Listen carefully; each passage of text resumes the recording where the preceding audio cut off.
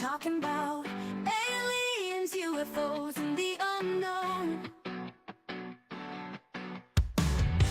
The talk show is buzzing, the excitement grows, exploring the mysteries that the universe holds.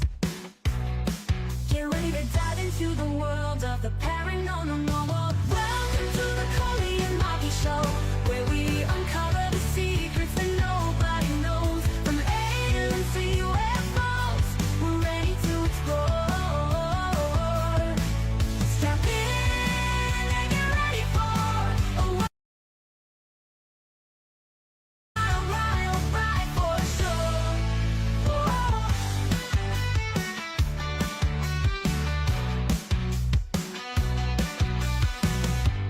Fearless and bold, not afraid to ask questions that challenge all we think we grasp. Every episode brings a new task to uncover the truth beneath the mask. Believe in the unbelievable. Open your mind.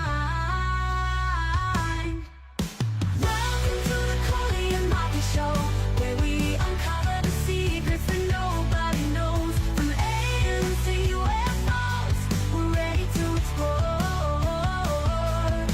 Strap in and get ready for a wild ride for sure.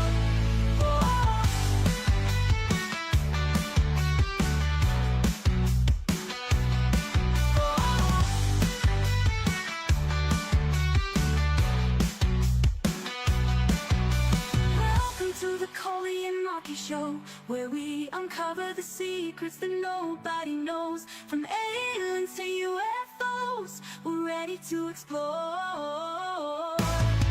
Strap in and get ready for a wild ride for sure.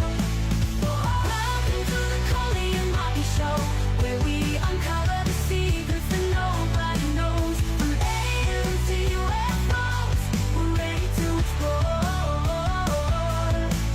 Strap in and get ready for a wild ride for sure.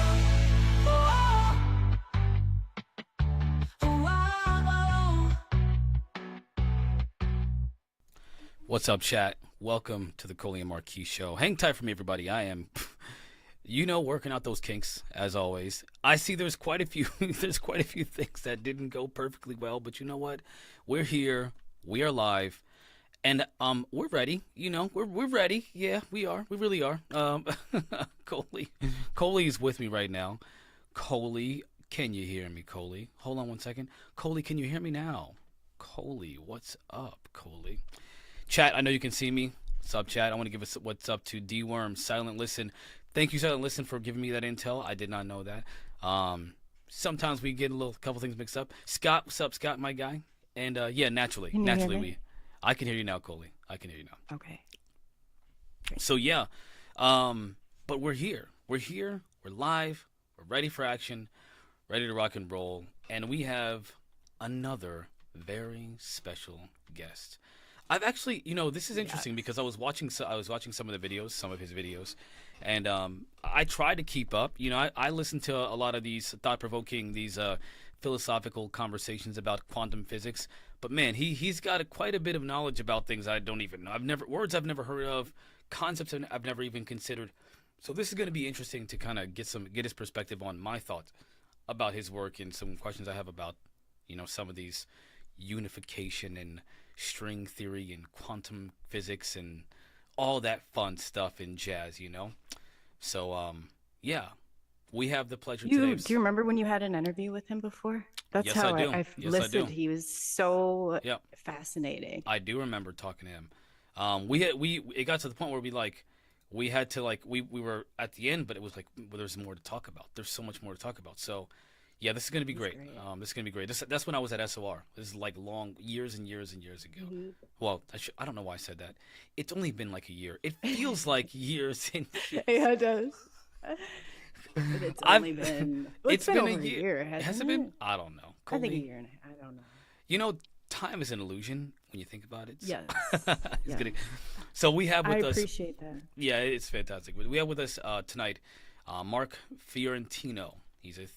And I have an intro for him. So he's a self-taught physicist and author known for his groundbreaking theories that challenge the established norms of physics. Which there's a couple people that do this, by the way.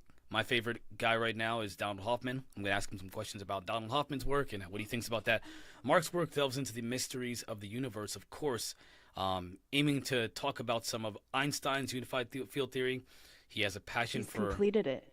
He's completed it. We're Mhm. going to find out about that today. He does talk about space time. He talks about quantum mechanics and a lot of other things involved with the world of physics. So we're gonna talk to him about these things. And I got some questions. So Mark, we are gonna bring you on, and you can tell us about yourself. Give me 1 second while I pull Mark from the waiting room. And let's do this. Mark, I'm gonna bring you in, Mark.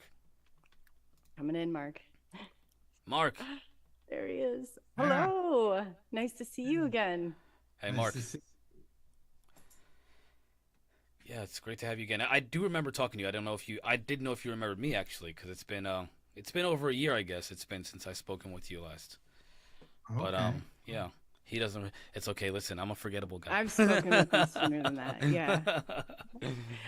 He was the one that reminded me that you had and I was out sick or something. So that's how I knew about it. And so I Oh, went back okay. and watched it, and I was like, oh my gosh. I reached back out to him. I was like, we got to get you back on. And so that's, yeah, he's amazing. Some of his stuff is just amazing. So Mm. yeah, I'll let him tell you about the progress. Some exciting stuff. So we got to keep Mark alive. I said, he's, Yeah. I'm trying to that's work some on that danger. myself. I laugh, but I've been through some of it. So, I always think that the more public you go, the better or the safer it is. But, yeah, definitely let's do what we can to look out for Mark, because I know that safety is an issue for you right now. Well, and my health. I haven't really been feeling that good lately, so I haven't been working as hard as I normally do. But I did do some experiments today that we could talk about on the show that Awesome. fairly exciting. Yeah, so I'm ready to go.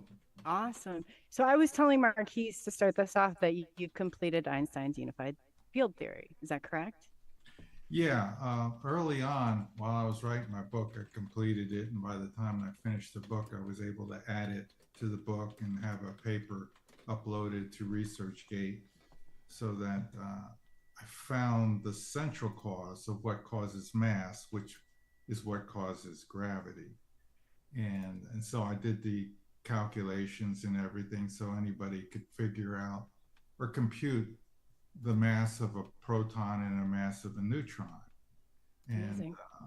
so that was, I figured I had to understand gravity first before I tried to tackle anti-gravity. He who understands gravity will know how to figure out anti-gravity. And it took me some time, a few more years, but it's been worked out now. So tell us about it. Yeah, after I figured out the central cause of gravity, which is basically caused by the accelerated motion of fundamental unbalanced charges.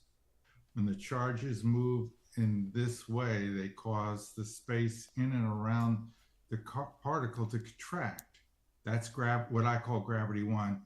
I've now discovered a second gravity I call gravity 2. It's a linear type of gravity found in dipoles. And it's basically gravity 1 is a contraction of the spatial medium. And what you have here,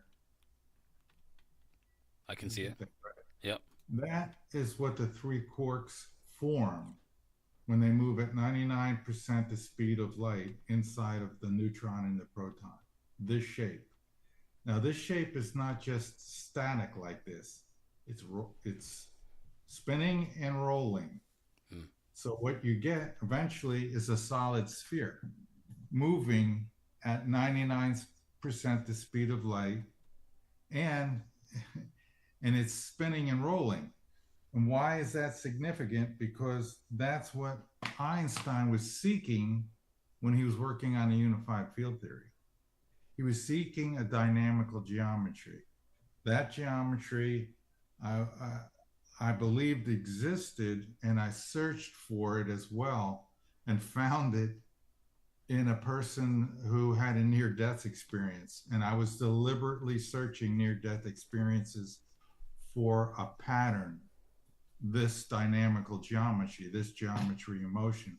Because whenever you get a sphere rapidly spinning, its mass increases, its overall shape contracts and pulls space all around it, inward, toward it, contraction of space. And actually, that's what Einstein saw when he discovered the Ehrenfest paradox, which talks about how mass increases and how contraction of length happens in a spinning disk. He realized that there would be a geometry, but he was born too early. He died before they found out about the quarks. And so he never could even compose this idea or find what this lady found when she was talking to God. And he told her, I am the energy that forms mass. Boom, that fits perfectly with my theory. The motion of energy in this particular pattern forms a dynamical geometry, causes a contraction of space. That contraction of space toward that rotating sphere is gravity. Wow. So really, gravity is formed by a thing called the ether, which is a quasi-rigid or quasi-elastic solid. So that's what's being pulled. That's what's being stressed. That's what energy, what Einstein referred to as the stress energy tensor. That's it. That's it. It's a contraction of space. So that's phase one. Phase two then went, well, if gravity actually is nothing more than a contraction of a physical, solid, continuous medium, then anti-gravity must be an expansion. And since electromagnetism causes this contraction, unfortunately, mainstream physics isn't fully aware of this yet. They just can't believe it could be this simple.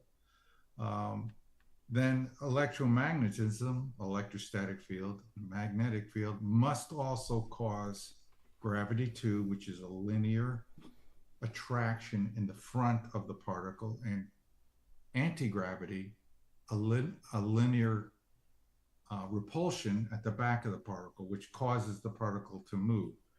So I started studying particle motion to figure out how and where anti-gravity comes from. And it turns out, I says, I wonder if Einstein ever thought of this. I went around and I looked around for his unified field theory. I started reading those papers, which, by the way, are stunningly complex and confusing and hard to grasp. But all I was looking for was just a statement where he says, I'm looking to solve how the particles move. And miraculously, the last two sentences in both his papers, the unified field theory based on Riemannian metrics and distant parallelism in 1925 and 1930, he says this, the last two sentences. Nevertheless, I'm still far away from claiming the physical validity of the equations I derived. The reason for that is that I did not succeed in deriving equations of motion for particles yet. So he did have the same idea, and I know why he's looking for it.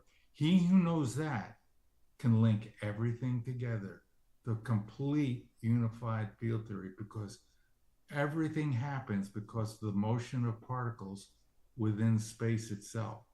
It was always about that, not particle to particle interaction, particle to space interaction. And the forces of nature are really nothing more than different types of deformations or bendings of space. So with that information, knowing I should hunt down the cause of particle motion, which is the paper I just completed.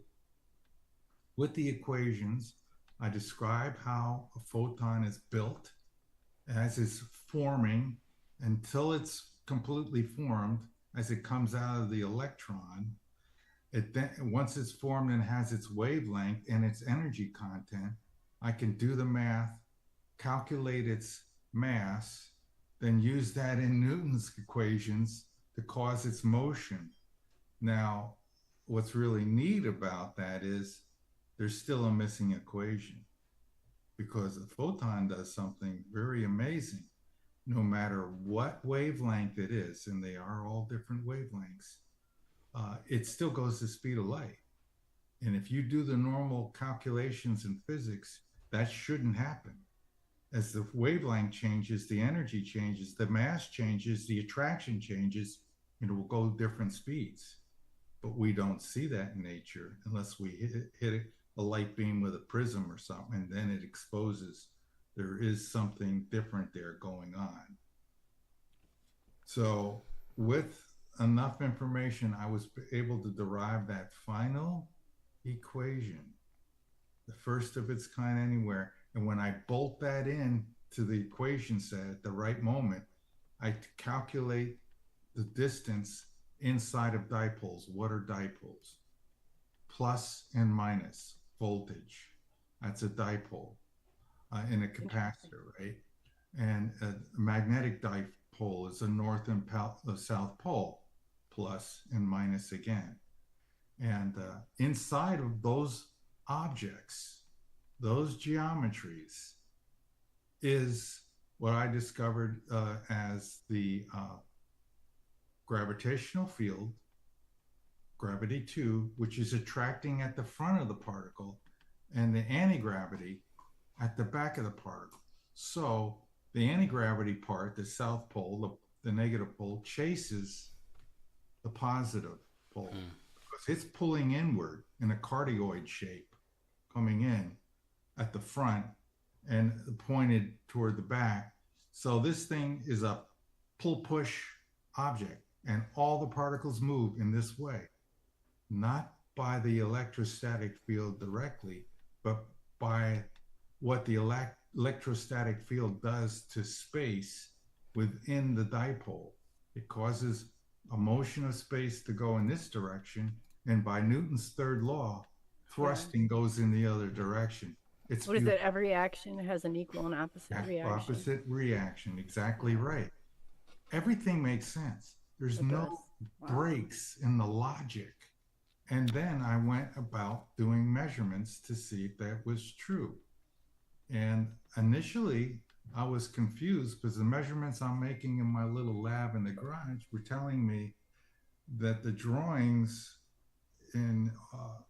are wrong. The directions of the lines of force are wrong because they're coming out of the North Pole and going into the South. But I'm seeing the attractive side, which the lines of force should be going in, as being on the North Pole. So and then I had to stop what I was doing. Says, well, either my theory's all wrong or they made a mistake in history. So I had to go back all the way to Edison. Is it the pole swap? No, beyond Edison, all the way back to Benjamin Franklin, who was the first guy to work with electricity, basically. And he made a guess about how current flows. He guessed that electricity went out of the positive pole and went into the negative pole. He guessed wrong. Then the next 150 years, everybody's doing their calculations in the reverse direction. So as they figured the right-hand rule for magnetic fields and the rotation going like this is all backwards. So the line. So this changes everything, really. Yeah, it does. It doesn't matter to the modern day physics. It's just a sign change. It's a convention. It's just what we adopted. It doesn't matter that it's wrong. It does matter it's wrong. Because once you want to find where the anti-gravity and the new gravity type fields come, you better get the lines, the direction for the lines of force right, or nothing makes sense. And once I corrected for that, my measurements made sense. And so I went around talking to physicists, and I says, hey, you know, you got the lines of force. How come you didn't fix this problem 150 years ago, or 50 years ago even? Yeah. Well, some of the books, we changed it around. We have it both ways now. But if you twist their arm, they'll admit, yeah, all the lines of force are reversed. They're backwards. But now that I closed that gap, I fixed that problem. Now my measurements in the lab that I'm making are making sense. They're actually matching T.T. Brown's measurements for the capacitor. He noticed this too, and he said, whenever my capacitor is the positive side is up and the negative side is down relative to the Earth's surface, it gets lighter. Now I can reverse the poles, and this thing's still lighter, but not by as much. It's as if something is pulling it down a little bit, but the whole structure is still lighter because the anti-gravity field and the new gravity field are a stretching of space. They're not like the contraction of space. So the overall object is still lighter, but it will have an attraction downward. And as you crank up the voltage, it'll become extreme, and then that thing will stop being light and will ram into the ground. But he always built his test vehicles and everything with the positive side up. So I'm noticing the same thing with magnetic fields. My theory makes sense. It matches T.T. Brown, and now I've got the dipole link to the magnetic field, because whenever I have the positive pole pointing up, it's lighter. The electromagnet gets lighter. And when I flop the poles around, it's still lighter, but not by as much. So there's confirmation that T.T. Brown was right. The first, and he should be credited as discovering anti-gravity first. And it now makes sense that the magnetic dipole acts exactly the same way. So now we know, quite simply, anti-gravity is coming out of the dipole magnet or the dipole electrostatic capacitor or condenser, whatever you want to call it.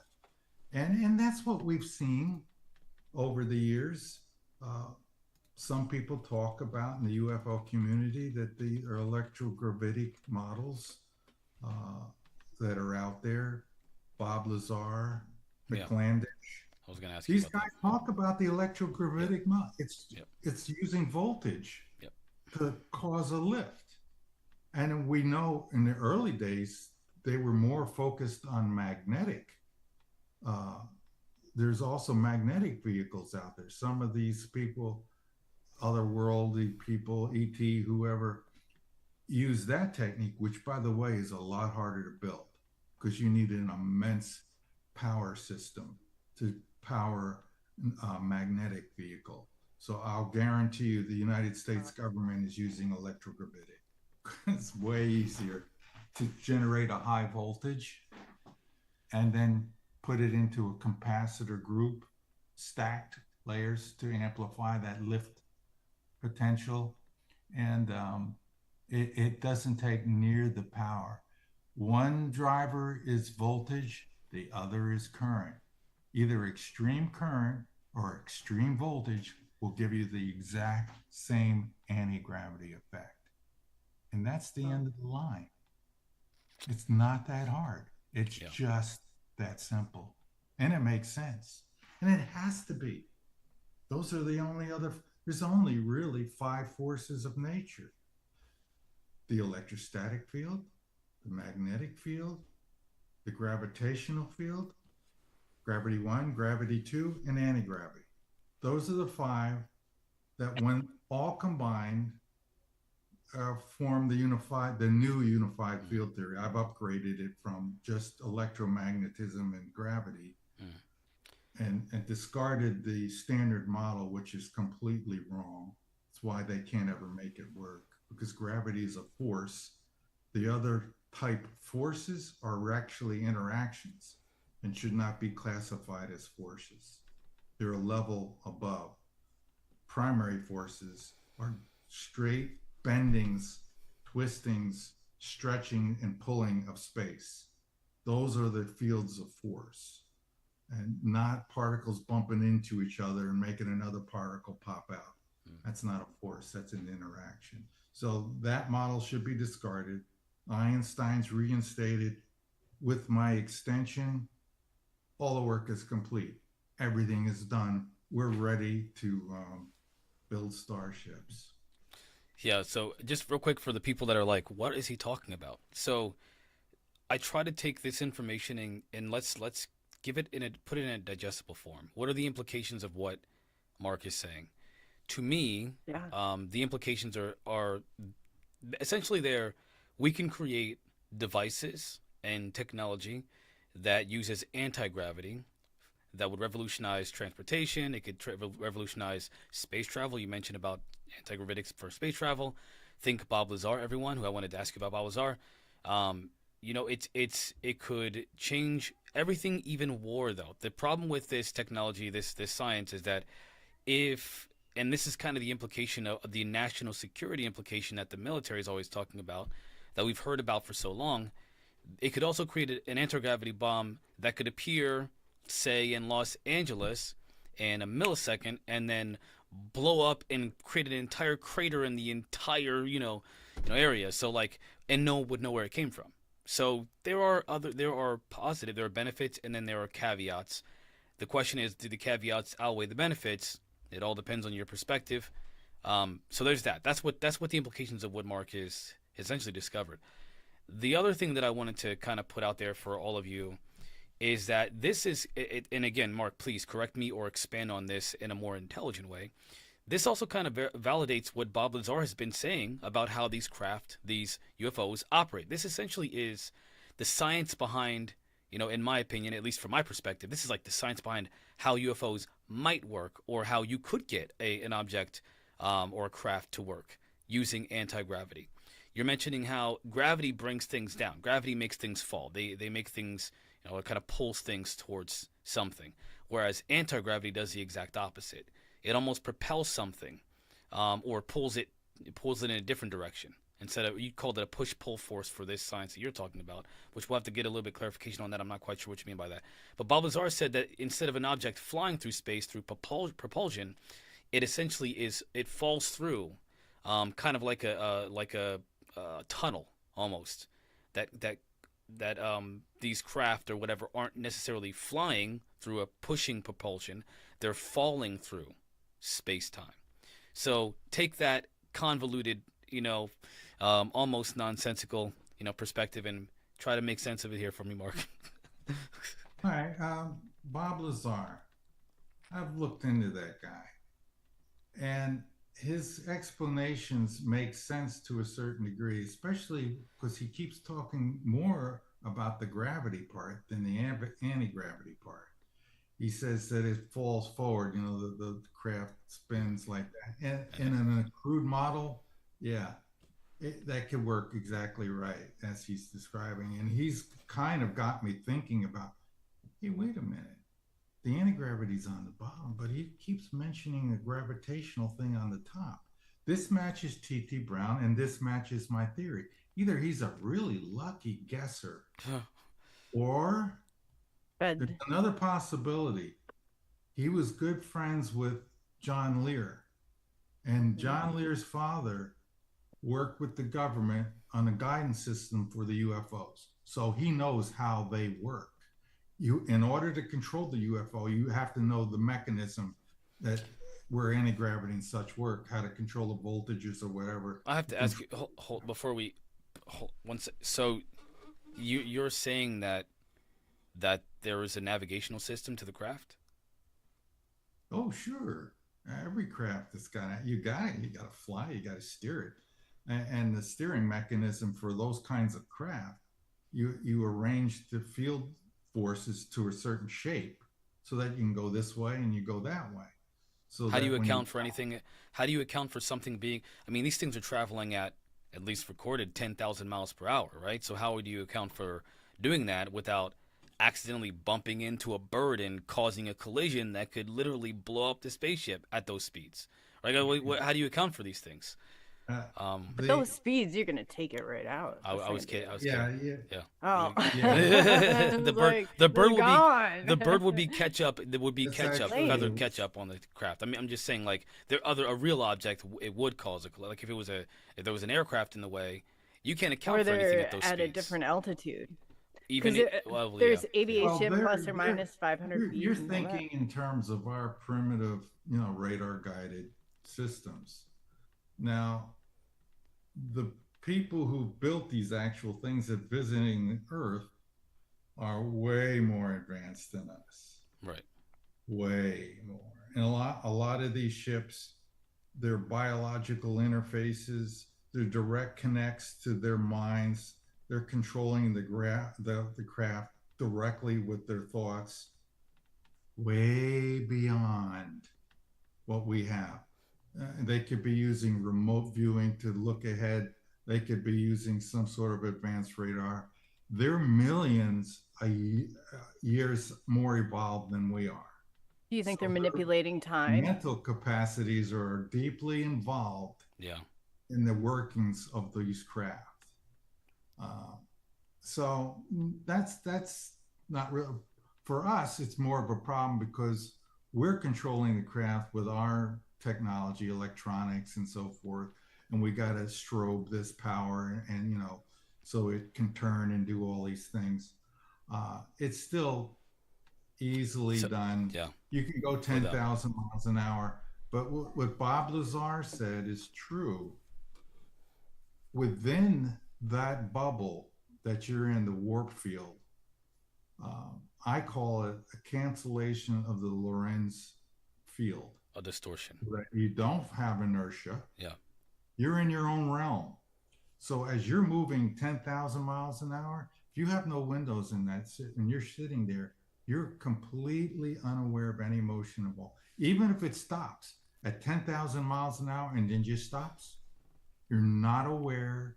You don't feel a thing because of what it's done to space. That electrostatic field doesn't just make space rotate or move in this direction or that. It stretches it apart. So now all the Lorentz transformations, all of inertia fall away so that you're in your own realm. And as that bubble moves, as long as you're not moving relative to the bubble, you're not. The bubble's moving in its own realm across space, bending and expanding it as it moves. You don't feel inertia.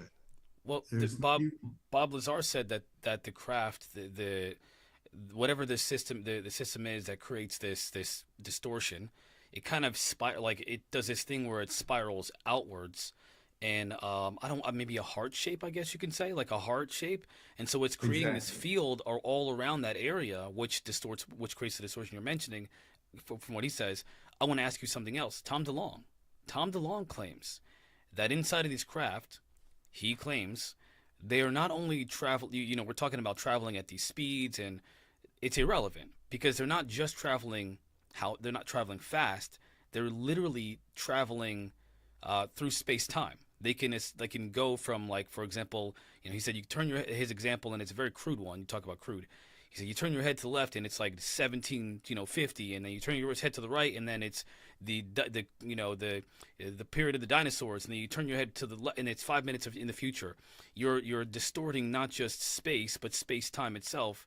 So the speeds are an illusion to us because we're perceiving it as here to there in 5 seconds. From, as David Fravor said, 60 miles tracked on radar in less than 5 seconds, which would be, at least according to our physics, impossible. They're not just traveling through space. They're also essentially traveling through time as well.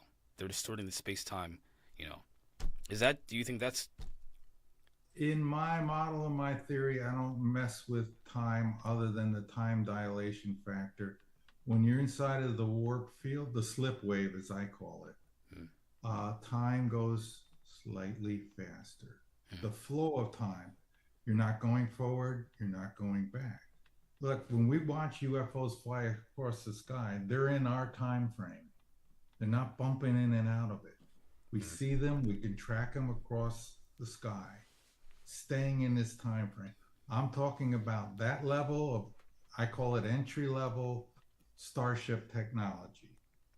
I'm not gonna, I in my book I do mention a little bit about time travel, but the method for jumping across interdimensionally time is a bit more sophisticated. And honestly, I haven't worked in that area. I haven't even tried to think about how it would work.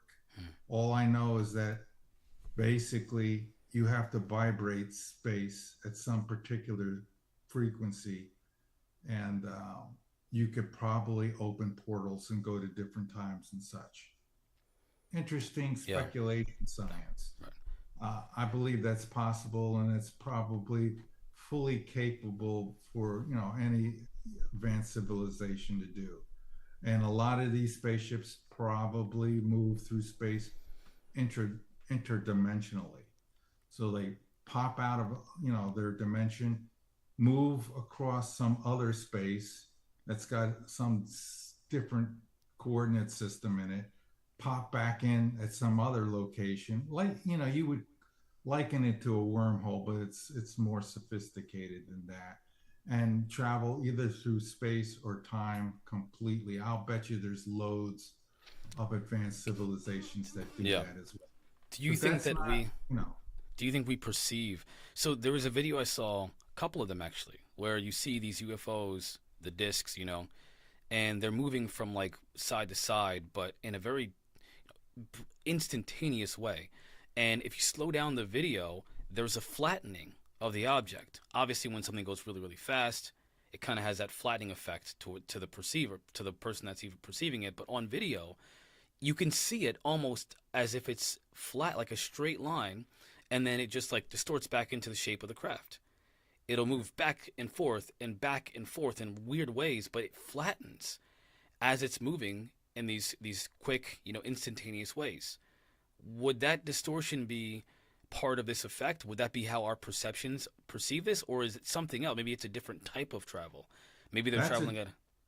whatever that is. It's again, it's going to be speculation. It's either a video effect that some sort of interaction, because it's moving so fast the frame rate can't keep up and you get that kind of an effect, or it's really doing what you're seeing.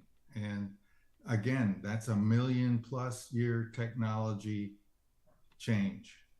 uh, in my theory, the flattening, if any, would be as you're moving in that direction, you contract as you move in that direction.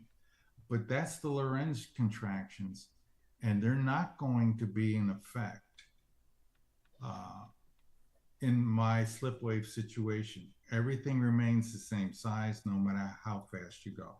Everything remains the same mass no matter how fast you go. And you need that to be able to break the light speed barrier.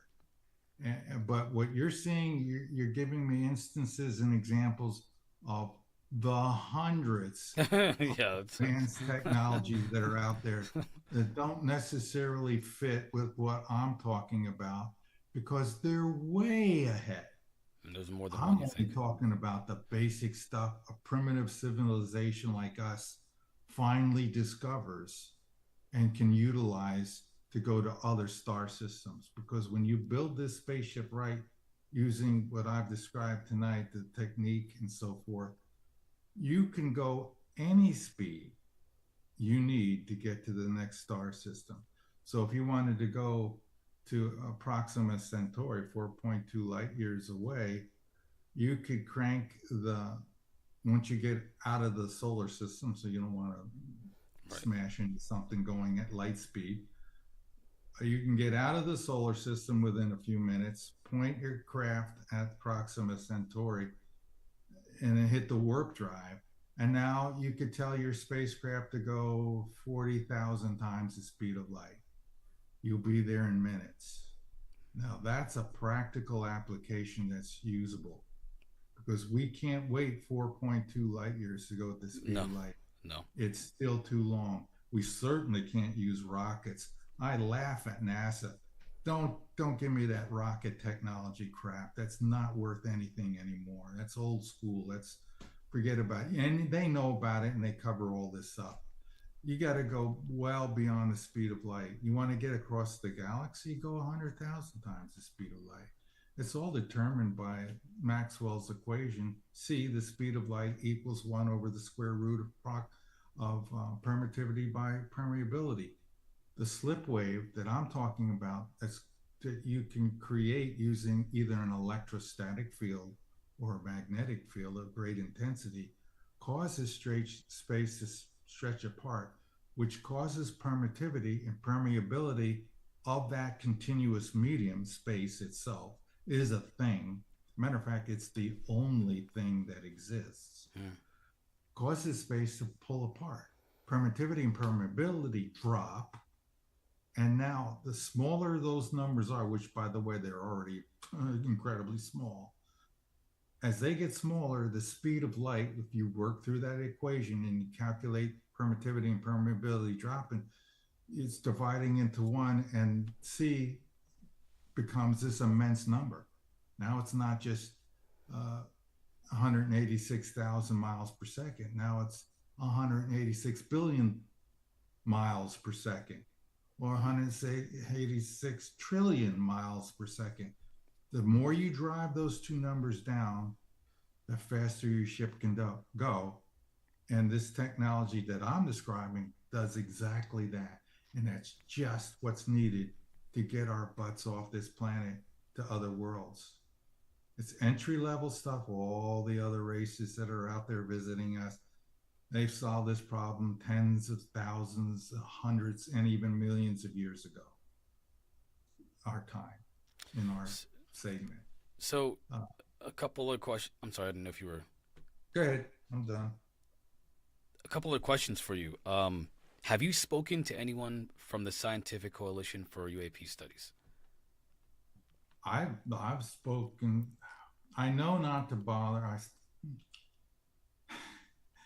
I sent a couple of emails to a person at NASA who works for NASA, but is working on a project that I consider would be very helpful. I'm trying to work up a link or connection to this group that actually is in Florida along with me. And he never wrote back.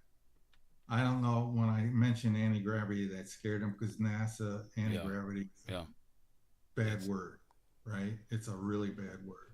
So whenever somebody approaches the government, any government group, and they're convinced you know what you're talking about, you get on the list, and they're not going to help you. So I don't waste any time trying to contact government agents. I wouldn't have bothered contacting this guy, but I kind of found out about it after when I went to his site and looked at it. But the other guy is a technical guy like me. I said, look, I'll give you, I'm going to send a letter any day now. I said, what I'm going to offer is, I can explain how your experiment works. If you give me your data, which I need to complete my math, I'll give you the math so that you will know exactly, and you'll be able to compute future projects where you're building things. You'll be able to design them using math like a real scientist and not just guess at this stuff. Yeah. And I will finish my work. I'll have the model for electrogravitic model completed. I'm going to complete the magnetic model because I already have the measurements. And if they don't want to cooperate, I could probably rig something up and get them the other way as well eventually. It just saves me a lot of time. But, that's the group that you're talking about. I'm not so familiar with that. Who are these people now? Yeah, so they're a scientific, a collection of different scientists from different fields of study that get together, and they literally they talk about these different the different aspects of the UFO phenomena and how they can apply a scientific perspective to that. You're talking about APEC.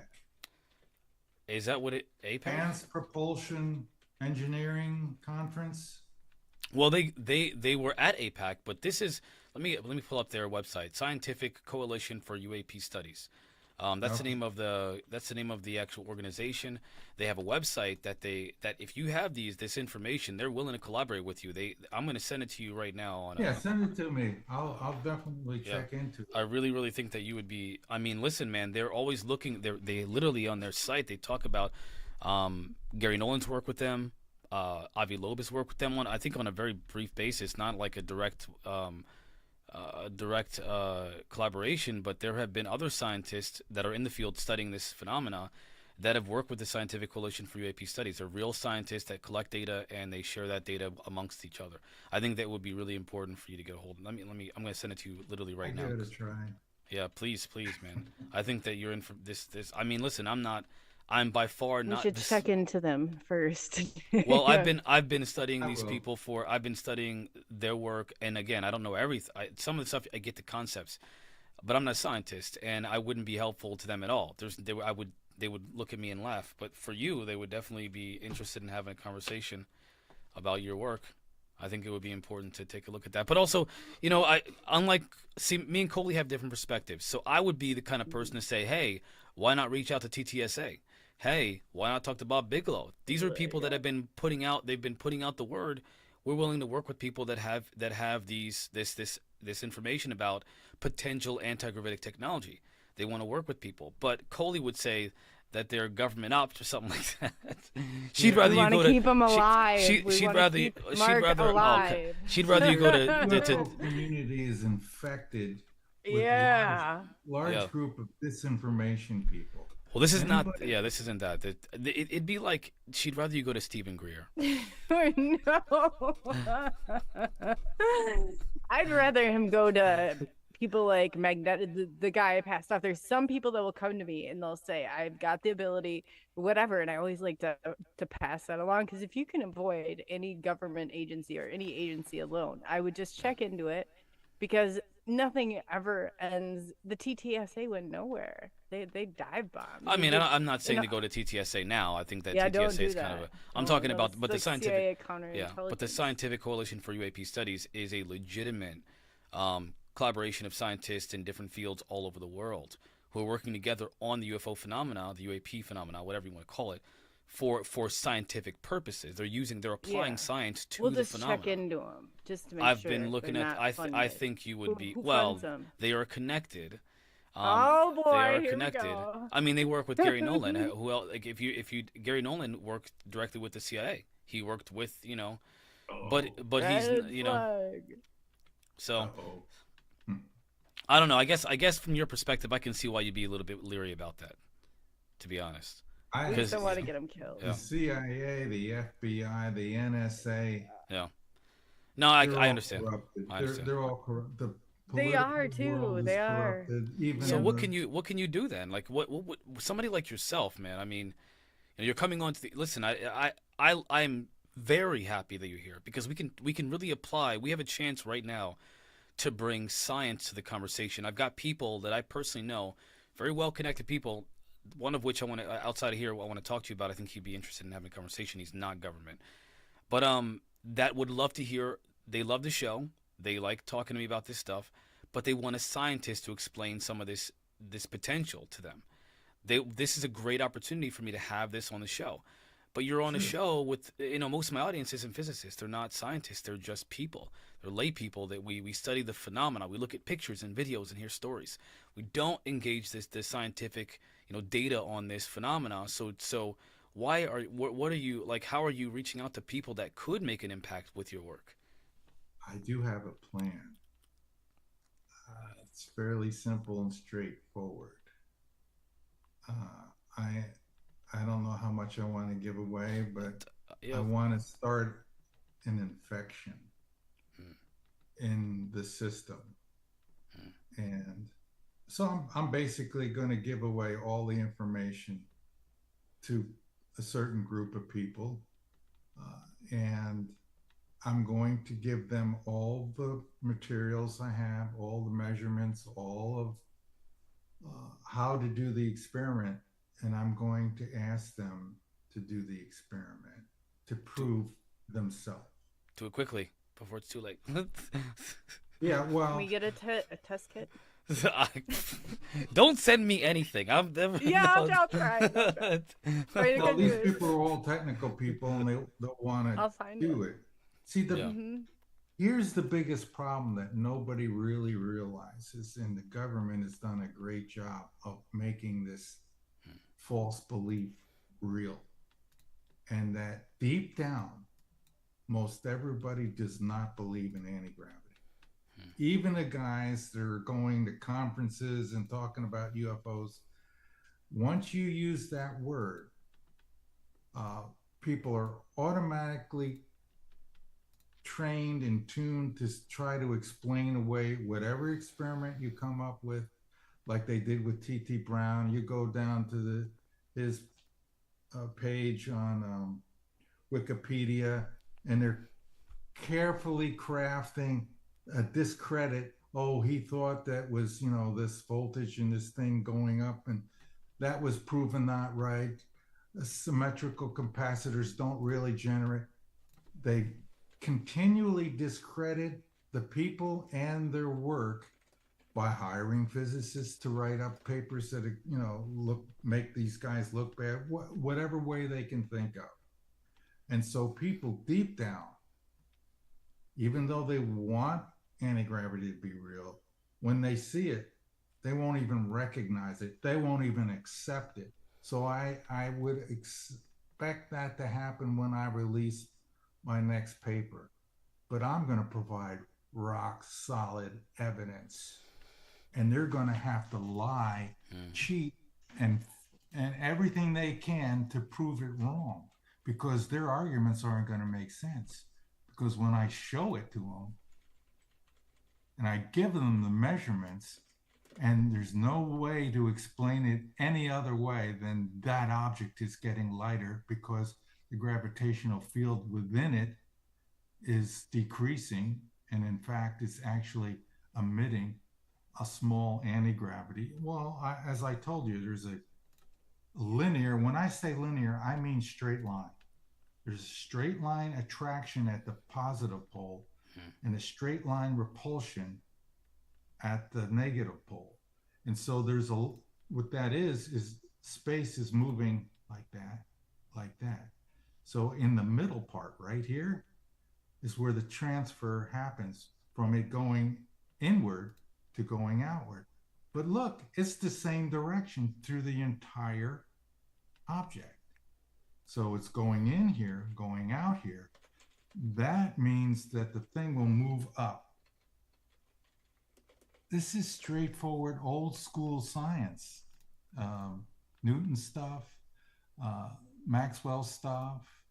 The only extension is now that I'm discovered the way that an electric field or a magnetic field will cause this to happen, which makes it go like that. It's so straightforward and simple. Once you really get it, it's so sensible, you'll never get it out of your head. There's where the infection comes in. And if it spreads enough and enough people across the world get that idea, then we have a chance. Maybe it's time. Maybe this is the time. Because somebody, this is no accident that this guy comes out of nowhere. I'm not a scientist. I'm an electrical technician. I'm not a physicist, but yet I seem to know an awful lot about this particular subject because I focused on it and I troubleshot the problem like I used to do at IBM, like I used to do at other companies. My expertise is finding the root cause of a problem. Want to know how gravity works? Find the root cause of gravity. Want to know how anti-gravity works? Find the root cause. That's all I've done. I just use the skills that I have and the knowledge I have to make it happen. If you think this is accidental, think again. None of this is accidental. It had to be intentional. Oh, I'm sorry. Can you tell him about the connection you have with Einstein? I find that fascinating. Oh, okay. Well, we'll go into that. There's another side. We've hit heavy science tonight. Well, as a young boy, 10 years old, I learned about Einstein uh, in catechism, actually, because I was looking for a saint, but I didn't find a saint. I found the only person born on my birthday was Einstein. So I started reading about him, and that's how I got a connection to Einstein. Now, are you talking about that part or about psychics part? Yeah, well, both, all of it. I just find it Well, fascinating that you have we these might connections. wanna wait because we are the 5 minutes from the Oh, break. I we're mean, so how much close do you to want to get it. into that? I don't want to lose any context. I feel like we'll start it and then have to stop in Yeah. less than 5 minutes. Well, then we'll get the rundown after. But there, it's an amazing connection, and it's kind of how Mark it brought him, to where he is today. So I just think it's fascinating that connection. But Yeah, yeah, there's a big spiritual connection. Hmm. So what I'm referring to, it's not an accident. Everybody on earth is sent here with a mission. Hmm. Everybody. No exceptions. I don't care if you're a bum on the street sleeping on the sidewalk. You got a mission. Maybe that's your mission, but it's a mission. And people will engage you and some will help you. And that is part of the magic, the experience that is taken back to the Father in heaven. Yeah, I believe in God. No, I know there's a God. And that's part of the big game we're in. We're inside of the mind of God, living this shared dream that we take with us, these experiences when we pass away and we go to the other side. So, yeah, I have connections and insight into the life plan, my life plan in particular.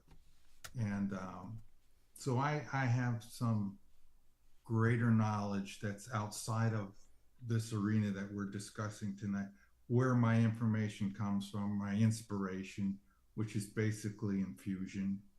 Uh, a lot of people work that way, especially creative people, where you get knowledge and information directly into the brain, which is where is what is housing your soul. And so the soul can acquire information if it can connect in any number of ways to the other side, because all the information I've talked about tonight, all the information there Yeah. is accessible there. I want to show you something before we go to break, and I want to expand when we come back. I'll get your perspective, but I really want to get into that aspect of things because I've got so many questions for you about the spiritual aspect. I want to kind of throw in some Donald Hoffman because I'm really interested in his work on consciousness and physics, which I don't fully understand. I figured maybe I can get your perspective on that.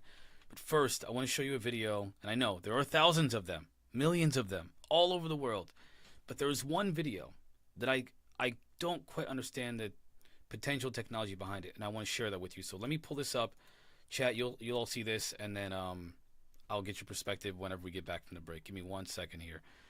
Let's see here. We've got 400 tabs. By the Sounds like time mine. yeah, I got it here. So here you go. Let's pull this up. I've been looking for this. So YouTube, you cannot see it because it's blocked by the software. But it's the alleged TR3B. So tell me what you guys see. You see, Nicole. I see nothing. I Nothing see at all. a blank. I see this. Oh, here Okay, we go. now I see something. Okay, I'm gonna maximize this, and I want you to take a look at this. No audio because I don't want to get a copyright strike on here. But this is allegedly has been verified to be a real, potentially reverse engineered UFO, but UFO by Tom DeLonge himself on the Joe Rogan Experience. He The said guy that. he wrote about, I know. I was in a group with him. Well, he claims that That this flew. video is a real video of a real craft that was reverse engineered or something to that effect, and he claimed this on the Joe Rogan Experience. So if you're interested, right now we're seeing a triangle UFO hovering, alleged, using night I vision can put goggles. you in contact with them on Twitter. But see, the thing is, it's stopped and it's moving in a very slow rotation. A ball of light appears. It kind of like opens up in the center of the craft, the triangle, and then it's still and all of a sudden it engulfs the light. The ball of light engulfs the whole triangle, and then a light flashes and the UFO is gone. It's allegedly a real craft. It is. I'm gonna stop sharing so the chat can see that. We are at the break. I wanted to kind of get your juices flowing here. Mark, when we get back, we'll get your perspective. So, ladies and gentlemen, hang tight. We will be right back after the first break. Enjoy the tunes, everyone. All right, guys.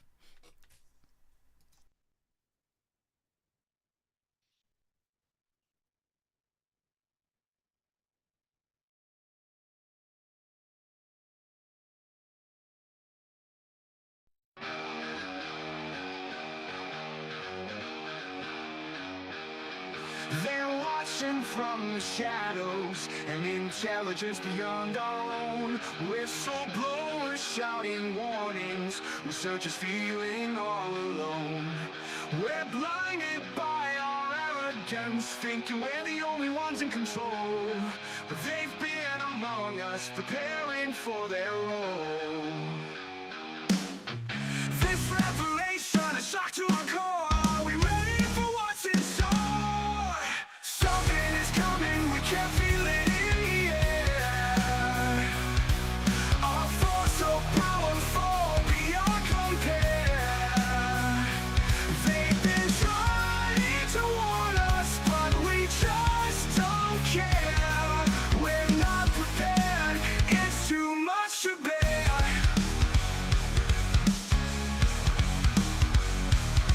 They're not like us, there's something more. A non-human intelligence knocking on our door. Whistleblowers risk it all. Researchers sounding the alarm once more, but we're too focused on ourselves. Blind to the signs of what's to come. Will we wake up in time, or will we be left numb? We've been warned, but will we listen? Something is coming, we can feel it in the air. Our force so powerful, beyond compare. They've been trying to warn us, but we just don't care. We're not prepared, it's too much to bear.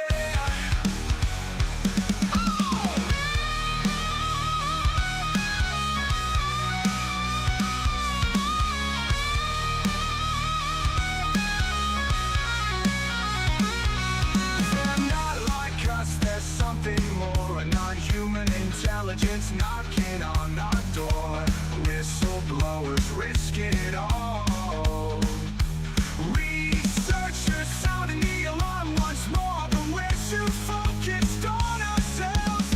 Blind to the signs of what's to come. Will we wake up in time, or will we be left numb? We've been warned, but will we listen? Something is coming, we can feel it in the air.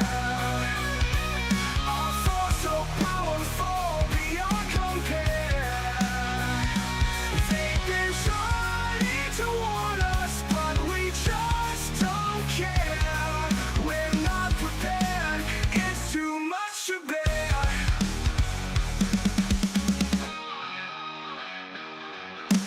Something is coming, we can feel it in the air. Our force so powerful, beyond compare. They've been trying to warn us, but we just don't care. We're not prepared, it's too much to bear.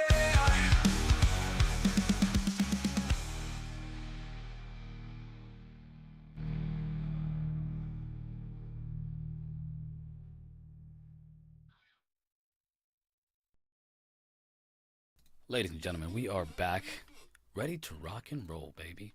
I'm gonna bring the guest and Coley back in here in a second.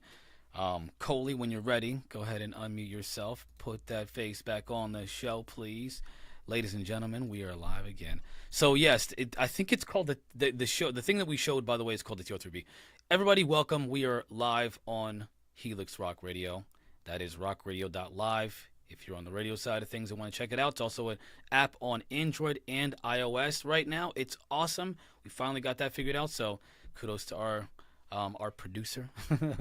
and Yeah. yeah, so we're also live on YouTube right now, Dimension of Reality Podcast on YouTube. So check us out there if you want to have a conversation and chat with us live. I want to say what's up to the chat. What's up, everybody? I see some people coming in. Bryson, we didn't give you a what's up in the beginning, but we caught you now, Bryson. Polly, thank you for being here. I see you there, too. D-Worm, I'm not going to leave you hanging, even though we said what's up to you in the beginning. And Scott Rosen, of course we got Scott. Of course we do. Timoth Man, what's up, Timoth Man? Appreciate you being in the chat, my friend. Any lurkers, because we got plenty of people that are not showing up in the chat. Lovey Love, we got you. Love you too, Lovey Love. And Aw. all you lurkers out there, I hope you're not hate watching, but if you are, thank you for showing love by being in the chat anyway. Yeah, in the chat wanted to know if you could post the link to the video. Yes, I will post a link to the video in the YouTube comment section. Hang tight for that. So yeah, so like I said, I wanted to get your perspective on what you think might be happening. Again, we're speculating a lot, and I apologize as a scientist. I can imagine how, that's not great for you, but we like to speculate. And I'd rather come from somebody who's intelligent and has the foreknowledge of science and stuff than from our layman's perspective who read books sometimes understand a few concepts here or there. So what do you think about the TR3B alleged by Tom DeLonge as being real? Well, I like to keep an open mind to this stuff. I tend to lean toward the open mind side, but there's a part of me that knows that anything can be faked. Mhm. What's interesting to note, and what would link it to being one of ours, it had some fins on the top. Yep. Really no need for fins on an anti-gravity craft. No. Right? That would be a remnant of, a design that would come from an aerospace industry. So that keeps my mind open a little more. That's what I would expect, some sort of a hybrid design from our people who don't want to let go of it. But there's really no need for those fins. I know. Yeah. It's not going to be guided by air currents. It's going to be guided by that field. As for the ball thing, well, that's impressive if it's real. Don't know what that is. But I have a skeptical part that's going to say, I want to see a physicist or an expert in video technology go frame by frame over that to make sure there's no editing going on, nothing of that nature. There's things that can be forensically checked to ensure we're not getting more disinformation. Because that's in a way, awfully good close-up. I know. Which we Yeah. never seem to get with these UFOs. And when we do, I have a feeling the government takes that information, takes it from the people, and we never get to really see it. Try finding it on the internet. Yeah. You got to dig. You have to dig. There are, I don't know. I keep an open mind. It's interesting. Yeah. I don't know if it's real or not. I'm not that kind of an expert. I don't either. I have no idea. Yeah. Well, can I tell you what I know? In Chasing Shadows, I believe it's the one written by AJ, whatever the one that is. He wrote about the fiction one, right? Yeah. Well, yeah. He really wrote good. about the TR, huh? It's really the good, pilot, right? Yeah. Where he flew it. Yeah. Flew So that thing? I came in contact. I searched this guy down. His name is David, and he actually had popes, and there was a lot of Tom Whitman was in this group. There's a lot we had to disclose everything. He showed us pictures of it landing because he's MI4, whatever it is, MI6? over in the UK. Is it? I think MI6 is about the level that he was at. Pope actually claims to have done his job, but he is actually Nick Pope. So in the players, they never put the real players in. So he claims, and he showed us pictures of it landing in Area 51, but it's all what we think it is. It's not as elaborate as from their point of view, a distraction. You know what I mean? It's not without a shadow of a doubt, the pictures and the stories and him showing it. But both of you are on Twitter, and I can put you in contact with him, and you can ask him the questions for yourself and check him out. But they did confirm. I reached out to AJ who wrote the book, and I got Connect me, confirmation that please. Connect me. yeah, yes, I will. Yeah, yeah. So here's what I would say about, and just to kind of, again, Mark, we're gonna get you in here on this one, because my perspective is this: I am not at all a believer in Project Bluebeam. I think that there was a Project Bluebeam hypothetical that was, maybe it was something that they kind of considered. I think that Project Bluebeam got leaked out as a potential, and I think that was disinformation to the UFO community, because what it did was it created this big dark cloud over anything that could ever come out from anyone about that from a credible source that says that UFOs might not all be our friends. And because guess what? If they're not all our friends, then they mean some of them might be worse than not friends. They might be enemies. And the new age, belief is that they're here to save us. They all love us. There's light and love and happiness, and they're more evolved than us. So therefore, they must be better towards other beings. But if you talk to Whitley Strieber, that's not the case. And other people who have had abduction experiences that are not so friendly. Many, many, many people. If you look at the ancient civilizations that talk about demons and not just the gods and the happy ones, they're not all friendly. So I think that when it comes to this whole, is it UFO? Is it a UFO? Is it a government conspiracy? Is it a fake? I think that it's probably a reverse engineered, and this is my personal perspective.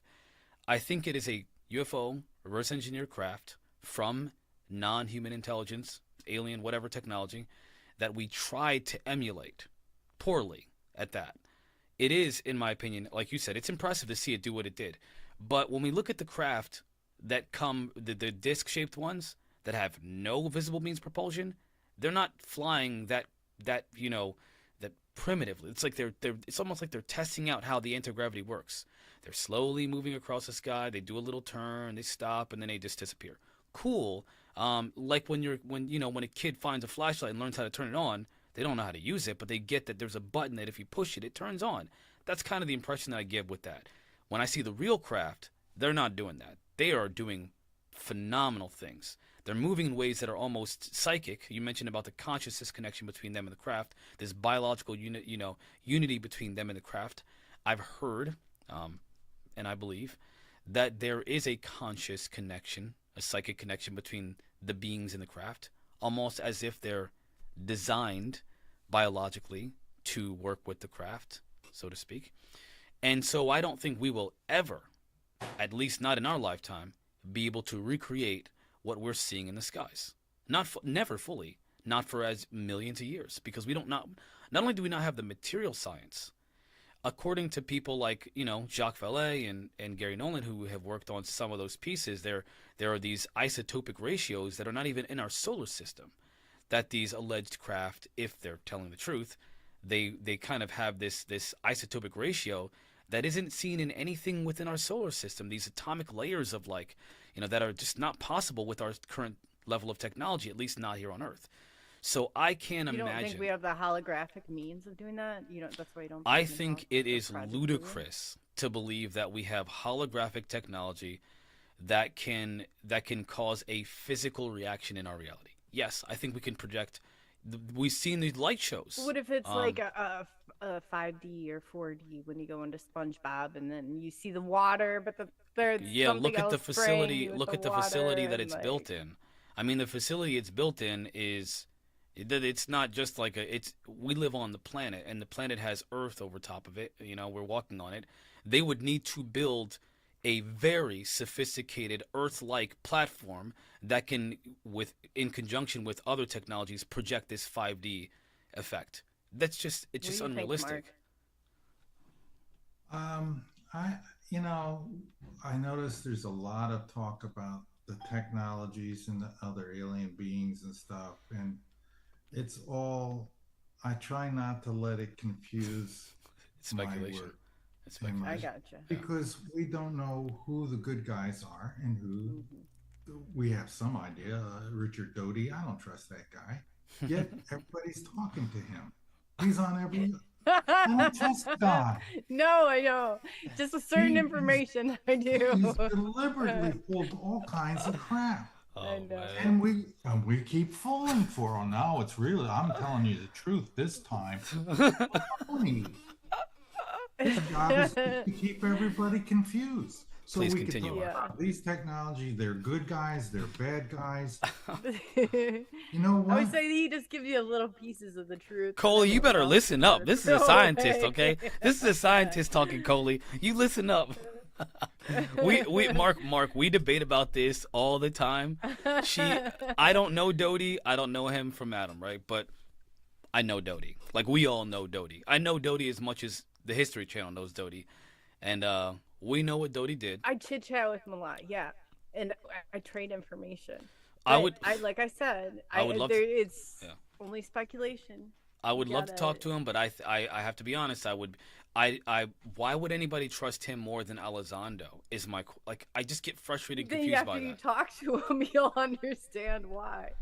He's telling, I don't know. Is it because But Project they're Serp? Because both he in the told you? same game. No, they're not. Is it because Project Serpo? You know, he just told you about Project Serpo, and you know. Okay, no. Mm, I Lou think Elizondo is we should CIA just try. counterintelligence. yeah. I think we should just try to stick to the basics and not Yeah. try to over I'm messing with her. analyze Sorry, I'm and messing with her. over. Yeah.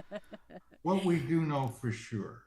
Why don't we? Let's Why don't we? You tell us about your connection with Einstein and your connection Yep. Sorry, I with didn't. well, like your it started. spiritual. Okay, that's fun. It started out with the nuns getting me to, and everybody in the class to find somebody, a saint born on her birthday. I couldn't find one. It was 1965. There's no internet. So I went to the calendar and Einstein's name was on my birth date. So I went to the Encyclopedia Britannica, started reading about him, started reading about the unified field theory that same day. And it struck me as so sensible that it like awakened something into me. And it was just a harmonizing that I want to learn more about this. And the rest of my life growing up, I was interested in science and unified field theory. And then I got into UFOs and I kept following it, looking for a connection, looking for a pattern to figure out how these devices worked and how we could solve this great question. And then in later years, I met some psychics and they kind of leaked a little information to me. It kind of gave me a bigger picture of where we come from. And we all come from the heavenly realm, all of us, everywhere in the universe, not just here on Earth. We're not the only ones. And so I got a little bit of a sneak preview that just tweaked my curiosity. I went to a psychic. Her name was Martha McKay. In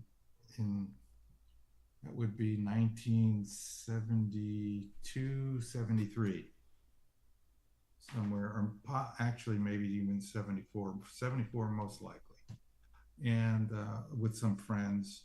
And she gave me a great reading. Everything she said came true like clockwork. My kids, my wife, my job. She saw things years in advance about all the wires coming down all around me. She said all these screens with the words on them. She was seeing computers. She didn't even know what they were yet. They weren't invented really yet. And she got it all right. But she told me something. She told my friend who came in after me something about me that she wouldn't say to me directly. And I only found out about it when we were in the car driving to Daytona Beach afterwards. And we're talking, how was your it was fun. It's great news. I'm going to find a wife, going to get married, going to have some kids. Sounded wonderful. Although when I asked her, would we be happy? She stared at me for a moment, didn't answer anything, and just went like this. And I says, that's not like a big yes with a big explanation how we'll grow old together. It was just kind of a weak nod. I says, you lying to me? Because as it turned out, we got divorced 16 years later after we got married. But if they told me that, it would have screwed up my thinking. And everybody I met, I wouldn't marry because I would, no, I don't want to get married because they're going to Yeah. get divorced. So they What do they left that. what do they call that? There's a name for that, isn't there? Affecting the timeline or affecting like Uh, I can't think of what it's called at the moment. there's Sorry. rules. Yeah. When people go for readings, they don't just tell you everything on this date, this is going to happen. You can't do that. You can't mess with a person's life.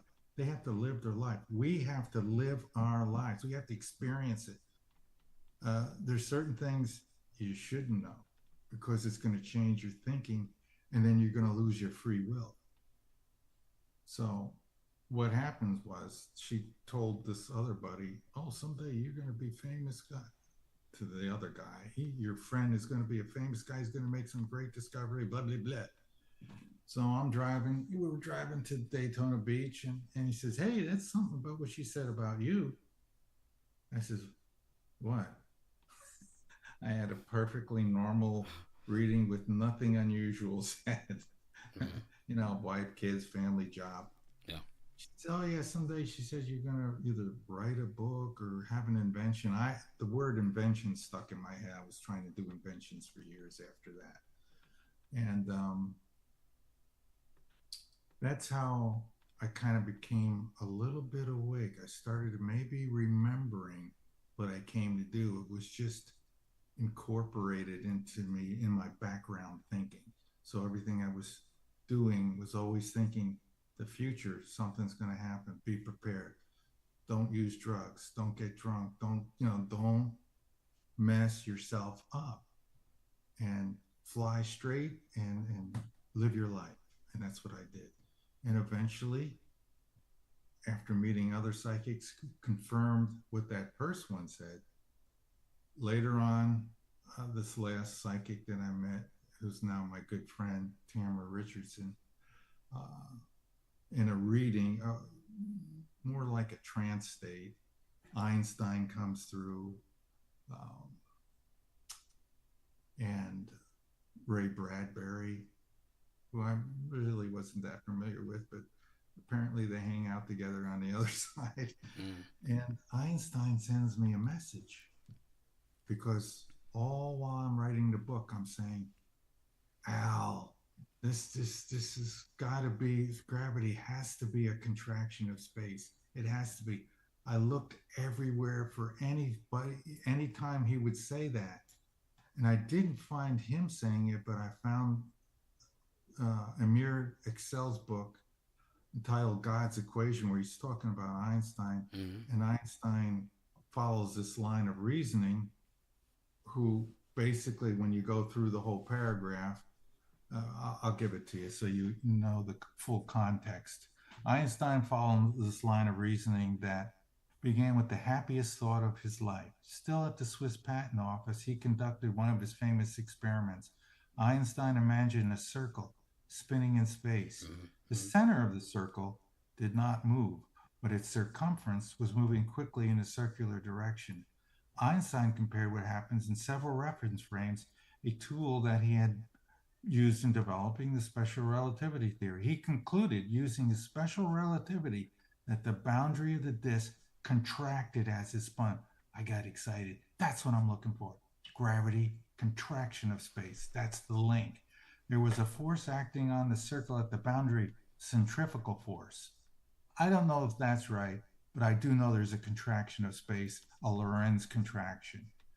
And there was a force acting as a centrifugal force, and its action was analogous to that of the gravitational force. But the same contraction that affected the outer circle left the diameter unchanged. Thus, Einstein concluded in a way that surprised even him, the ratio of the circle to the diameter was no longer pi. He deduced that the presence of the gravitational force or field, the geometry of space was non-Euclidean. Specifically, it was contracted. So now you know a connection that's in my mind, and I'm looking for contraction, Einstein, any mention of that all through the book. I keep saying Einstein. Einstein, you got to say this somewhere. I see this as the cause of gravity. So what is the psyche says Einstein's here. He wants to talk to you. I says, That's okay. awesome. let's sure. And she says, why is Einstein doing this? He keeps doing this. And then I got chills. I knew exactly what he's telling me. Gravity is a contraction of space. Only he could have known that if he was there reading my mind as I was thinking it next to me. That's a clear signal. I mean, how often does that happen? That somebody gets through from the other side. I mean, this girl's really talking to the other side. I mean, I've already talked to my parents. They sent me some confirmation, evidential confirmation. That was rock solid. That threw me back into the seat when he said that. And then he started telling me a little bit more about my work, and he's been following me. And actually, we're brothers from another planet that we used to live on, which then gave me a clue as to there's certain people that do this job. There's certain people that go through planet from planet Oh, delivering that's certain interesting. information. We're called the Rat Pack or the Brat Pack, I guess. And so I said, okay, maybe this kind of all starts to make sense now. I'm still going to stick to my work. I'm going to do my studies, but I'm going to keep that in the back of my head because I fully accept and believe we have guardian angels. All of us, every last one. I don't care who you are, where you're from. Everybody has guardian angels. Other people call them spirit guides. And so that's part of my circle. So I've got connections there, and I try to, and I say prayers a lot of times when I'm working or I don't feel well or something. Those prayers are heard. So I want people to know that as well. If you have a problem, open up to the other side, and the guardian angels will help you. Spirit guides will help you, and so forth. And so I try to utilize that. I'm not like regular scientists. They're closed mind. Spirit realm doesn't exist. God doesn't exist. I don't want to hear it. Don't talk to me about it. I'm not that way.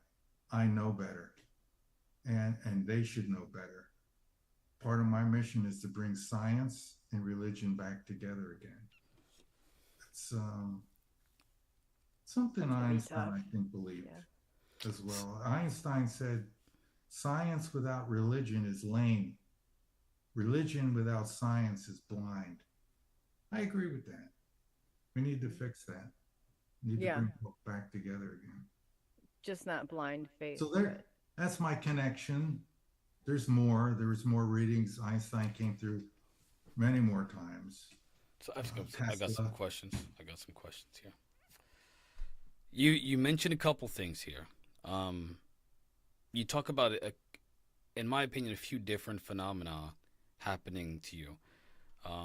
One of them is potentially contacting, I guess you would call it the spirit realm, the place where when you pass on, when you die, your consciousness still continues on to this place. Right. You talk about also the possibility of your consciousness not just passing to another dimension, but potentially traveling between planets, which is another phenomenon that I've heard about before. This idea that we've lived Reincarnation. reincarnated the on Rat another, Pack. the Yeah. Rat Pack, you called it. Thank you, Nicole. Yeah, you called That's it the Rat interesting. Pack. I've never heard of that word, that term before, but I have heard of the concept before. And trying to make Huh. so it sounds like there at least from your perspective, there are more than one, many. It seems like there may be many phenomena happening because you talked about different civilizations. You talked about potentially more than one civilization, but that means that there's spirit, there's dimensions, there's planets with life on them somewhere out there in the universe.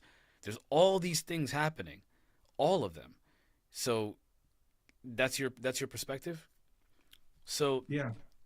I've always come to, and I don't want to interject per se my perspective, but Jacques Vallée, he wrote this book. What help me out, chat? On the face of the book is a gray alien with masks on, and like he has many different masks he's holding. Let me see if I can find that picture. He essentially he suggests in the book that there is one potentially passport to Magonia. There's potentially one phenomena, one intelligence that is appearing to be multiple different types of things, all of which are there just for the purpose of letting you know there's something else here. Like, hey, listen, this is not all like this world that you see, that you can touch, you can see, your perceptions, they are deceiving you. There's something more going on here. But they're all expressions or manifestations that are relevant to each one of us. Do you think that might be a possibility? Or do you think it's more likely that it's the many different things happening? I think basically I'm a pantheist. Okay. God created everything. There are no accidents. Everything is intention. And in my book, I refer to as the power of intention. This universe was intended and became something. I even describe how it was started using my theory, the Big Bang, and which led me to discover how planets are really formed, how stars are really formed, which really I should win the Nobel Prize for that because it's damn clever. And I'm pretty damn sure it's right. I'll vote for you. Yeah. You. Uh, I mean, nominate you right I now, got like Mark. half a dozen or Jeez. so in the book. How, if this stuff is ever going to really be fully realized in my lifetime, I don't know. I hope so, but I don't know. All I could do is I was put into this body in this situation and dealt a hand of cards, just like everybody else. I'm trying to play those cards as best I can to get the kind of outcome that I want to see desired, which is really not my outcome specifically. It's the one that God placed in my soul and my mind that made me swear to remember somehow, someday, as we all did before we were born. And so I try to use all these connections and all this information just to do God's will so that I have a successful life and I can, someday stand or float in front of the Creator and say, I gave it all. I gave it all I had. And I hope I didn't disappoint you. But that's it. It's my life review. And here we go. And so that's kind of my look on this whole thing. We're all in this great adventure together. We're all each having our individual adventure. And in cases like tonight, we're sharing our adventures and our ideas together to hopefully make something better happen and raise the consciousness of everybody. If my technology gets adapted, we'll be able to go to other stars. We'll be able to meet other life forms. We'll know we're not alone. This whole myth of us being alone is nonsense. We got to stumble out of that darkness. Of course, there are other beings and they have spacecraft and there's all kinds of other life. The universe is teeming with life. But here we get stuck on this planet with our own government keeping us in the dark for whatever reasons they have. Basically, I'm sure it's for their own job security and lust for power and greed, because there's no real good reasons not to allow this technology to come forward. What if it? So I've heard about the reasons for why the secrecy might be there, and a lot of them makes if I were to allow me to speculate. What if okay, Elizondo's book was leaked, and I want to mention. I'm not going to talk about the specifics of the book because I don't want to disrespect the legal process of his book being released, and of course respect the fact that it's his intellectual property. But there's an interesting implication there. There's a slide 9 that was released a long time ago that's allegedly a part of a Pentagon briefing, as a part of, I think it was ATIP or OSAP. I'm not sure which one it was. But in slide 9, they mention a couple of things. Please allow me just a moment to read some of the potentials for this slide 9. That suggests some very dangerous abilities by what they call a potential enemy of the United States of America, but a potential enemy of like the world. If somebody, let's say a terrorist, got a hold of this technology, this information, and use it for nefarious purposes. So one of the, let me see, give me 1 second. I'm sorry. One of the implications was that there's the ability of an enemy to be able to affect the consciousness of other people. The technology to affect consciousness. Another effect was psychotronic weapons, which is, I guess, just a psychic abilities that can affect people and attack people. Cognitive human interface, so some kind of a psychic connection to affect, also to control people, potentially to influence them. Penetration of cellular surfaces, instantaneous sensor disassembly, alterations and manipulation of biological organisms. There are a ton of implications of that. I mean, use your imagination. Anomalies in the space-time construct, unique cognitive human interface experiences, and then, of course, here are some potential dangers. The ability for an enemy to influence an entire nation's consciousness, the thinking and perspective of a whole nation of people, for nefarious purposes. And there's a lot of other things, because there's other slides too. But what if an enemy could, for example, literally affect the consciousness of a nation by meditation and psychic phenomena? If they were to take an elite force of trained psychics that to influence a politician, or cause the president to have an illness that they can't figure out what's going on, and it kills them, or just at least incapacitates them for a period of time, or ad infinitum. What if there was another technology, a physical one, like that anti-gravity bomb that I mentioned, that could blow up an entire city with no way of telling where it came from or who the enemy was? And it could happen in an instant. You can't stop it. There's no deterrent for this weapon at all. What if that's the anti-gravitic technology? What if there's this? What if there's, and again, ad infinitum, there's a bunch of different applications that can be used for nefarious purposes. It's nice to think, oh, if we just had this anti-gravity technology, the world will be a better place. Would it? I could solve all the problems was just one thing that was told to me from Father Rick Wendell. Well, told to the people through his video that I watched. And he says, God has one commandment for man: love one another. If we actually did that, people wouldn't be doing the psychic stuff. It would never even attempt to come into their mind, because that's doing harm, that's doing evil. What's evil? It's the reverse of life. You're taking life from other people in a variety of ways, causing harm. That would stop happening. The wars would stop. The hate would stop. All these arguments would stop. If we just loved one another. I mean, that's the ultimate message tonight. If we could do that, all the worries would be gone if we followed that commandment. But we're nowhere close to being able to do that, because I don't know what percentage of the population doesn't even believe in God. They want you to believe in a higher authority, which there is none, but they want you to believe the government is the ultimate authority. And it's not. You should go refer to them for your moral and your ethics, your morality and your ethics, to the supreme being, not just of this world, of every world. But, you know, it's a struggle to raise the level of consciousness in people. It takes a lot of different things to happen. And I think it is happening, because we have shows like this. There's a lot of them out there, and it's causing people to think in little increments, climbing higher and higher.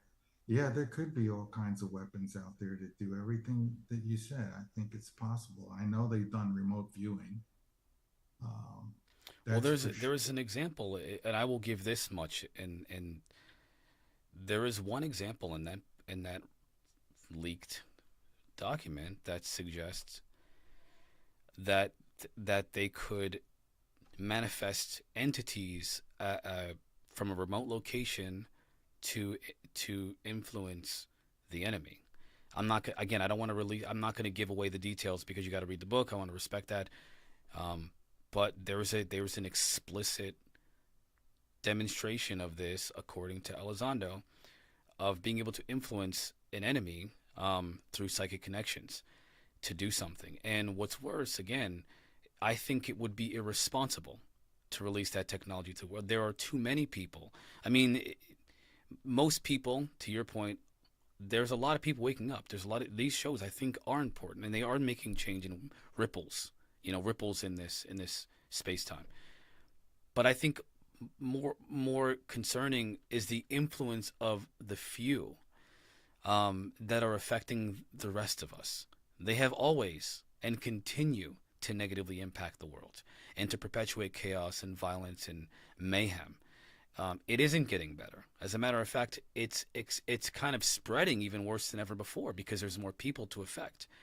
So maybe one day we'll reach the precipice, but for the time being, it would be beyond irresponsible to release that technology to the public. I think that I understand why, if I had the technology, I would never be like, hey, let me just tell the world. I know a neighbor who would kill me and my whole family just because it'd be fun to see what happened. Like, there are a lot of people like that, just regular everyday people who are like, let's just see who we can hurt today. But Mark's already done the tests, right? The testers like not burning up plate. I mean, I think that they put those things on as a scare tactic, not to try. So do you know you're anyone telling who me would, that do you know taste... anyone who you think would try to hurt you and your family just because? Because if they had that technology, if they had access, they don't even need this. if they had the blueprint and the knowledge of how to psychically affect you, you think they wouldn't use it? I mean, you have to really think about. Yeah. They do. Somebody coming into your. They may be doing it to our population and the world population at large now. Oh, True. Definitely. But how much more so? I thought about doing it as a kid. I says, gee, all these psychics and all these abilities. I wonder if the government would, try to use them to. And then I started reading books about it, and sure enough, they thought of it. No, I thought of it. They're not going to think of that stuff. Right. Oh, of course. They spent millions on this. They spent millions on this in the 70s. That they specialize in coming up with every angle they can to get an edge, get an advantage. And they've released infections over the atmosphere in different cities just to see how it would spread. Our government. They're continuously experimenting on it. They're continuously doing all kinds, and we probably only scratched the surface of what they've done. They probably done a lot worse. Much worse. Much worse. Oh yeah. The whole spying on everybody thing, in Hawaii, where the data collection is happening, they've put backdoor code into routers, and so they can get entry into any network. The corruption is massive. How many people do you think it takes to build something, right? Let's say that let's say that a couple 100 million people came together to build an entire nation. All right? A nation to end all nations, that's going to be the utopia of the future. It's going to have no poverty, no sickness, no advanced technologies, and everything is going to be just wonderful and beautiful, and we're going to be symbiotic with nature and the earth, and not pollute things and all this great stuff. See, a couple hundred. Wipe 3/4 of us out yet. No, let's say they just were like, you know what, we're gonna go onto an island where no one is at, and we're gonna build this civilization. It takes one person to ruin it all, but hundreds of millions to build it. And so when I think about getting, like, why would the government hide this from us? If it's possible for one person to topple the entire world, and I don't mean this literally, but a few people to ruin it for all of us, it already is done now. I think giving them greater potential is irresponsible. And this is where the audience is always against me. And I love you guys for that. Because I would prefer to be challenged on this thought. I want someone to convince me otherwise. I can't imagine why. I don't trust the government. I don't trust their judgment. I think that 90% of what they say can't be trusted, period. I mean, it's all misdirection, to be totally honest. From those official agencies, it's all misdirection for nefarious purposes most of the time, or for selfish reasons. But when it comes to this one thing, I think it is a good idea not to just tell everyone. I think there are other What ways. are the benefits, though? Mark, if this technology came out, are there like the right people that could put provisions on it that could, you know what I'm saying? Or does it, I mean, it's kind of like they've misguided us. They've told us the opposite of, Coley, I mean, one go man figure. one man can inspire an entire nation. One man, I one man agree. or woman can lead and influence an entire nation of people that love and hate them. These people, the United States is probably the biggest example of how influence is so powerful. We have two parties essentially every year, and half the country loves and hates these people, but each one of them influences all of us. Yeah, but they're all What is the bad. potential?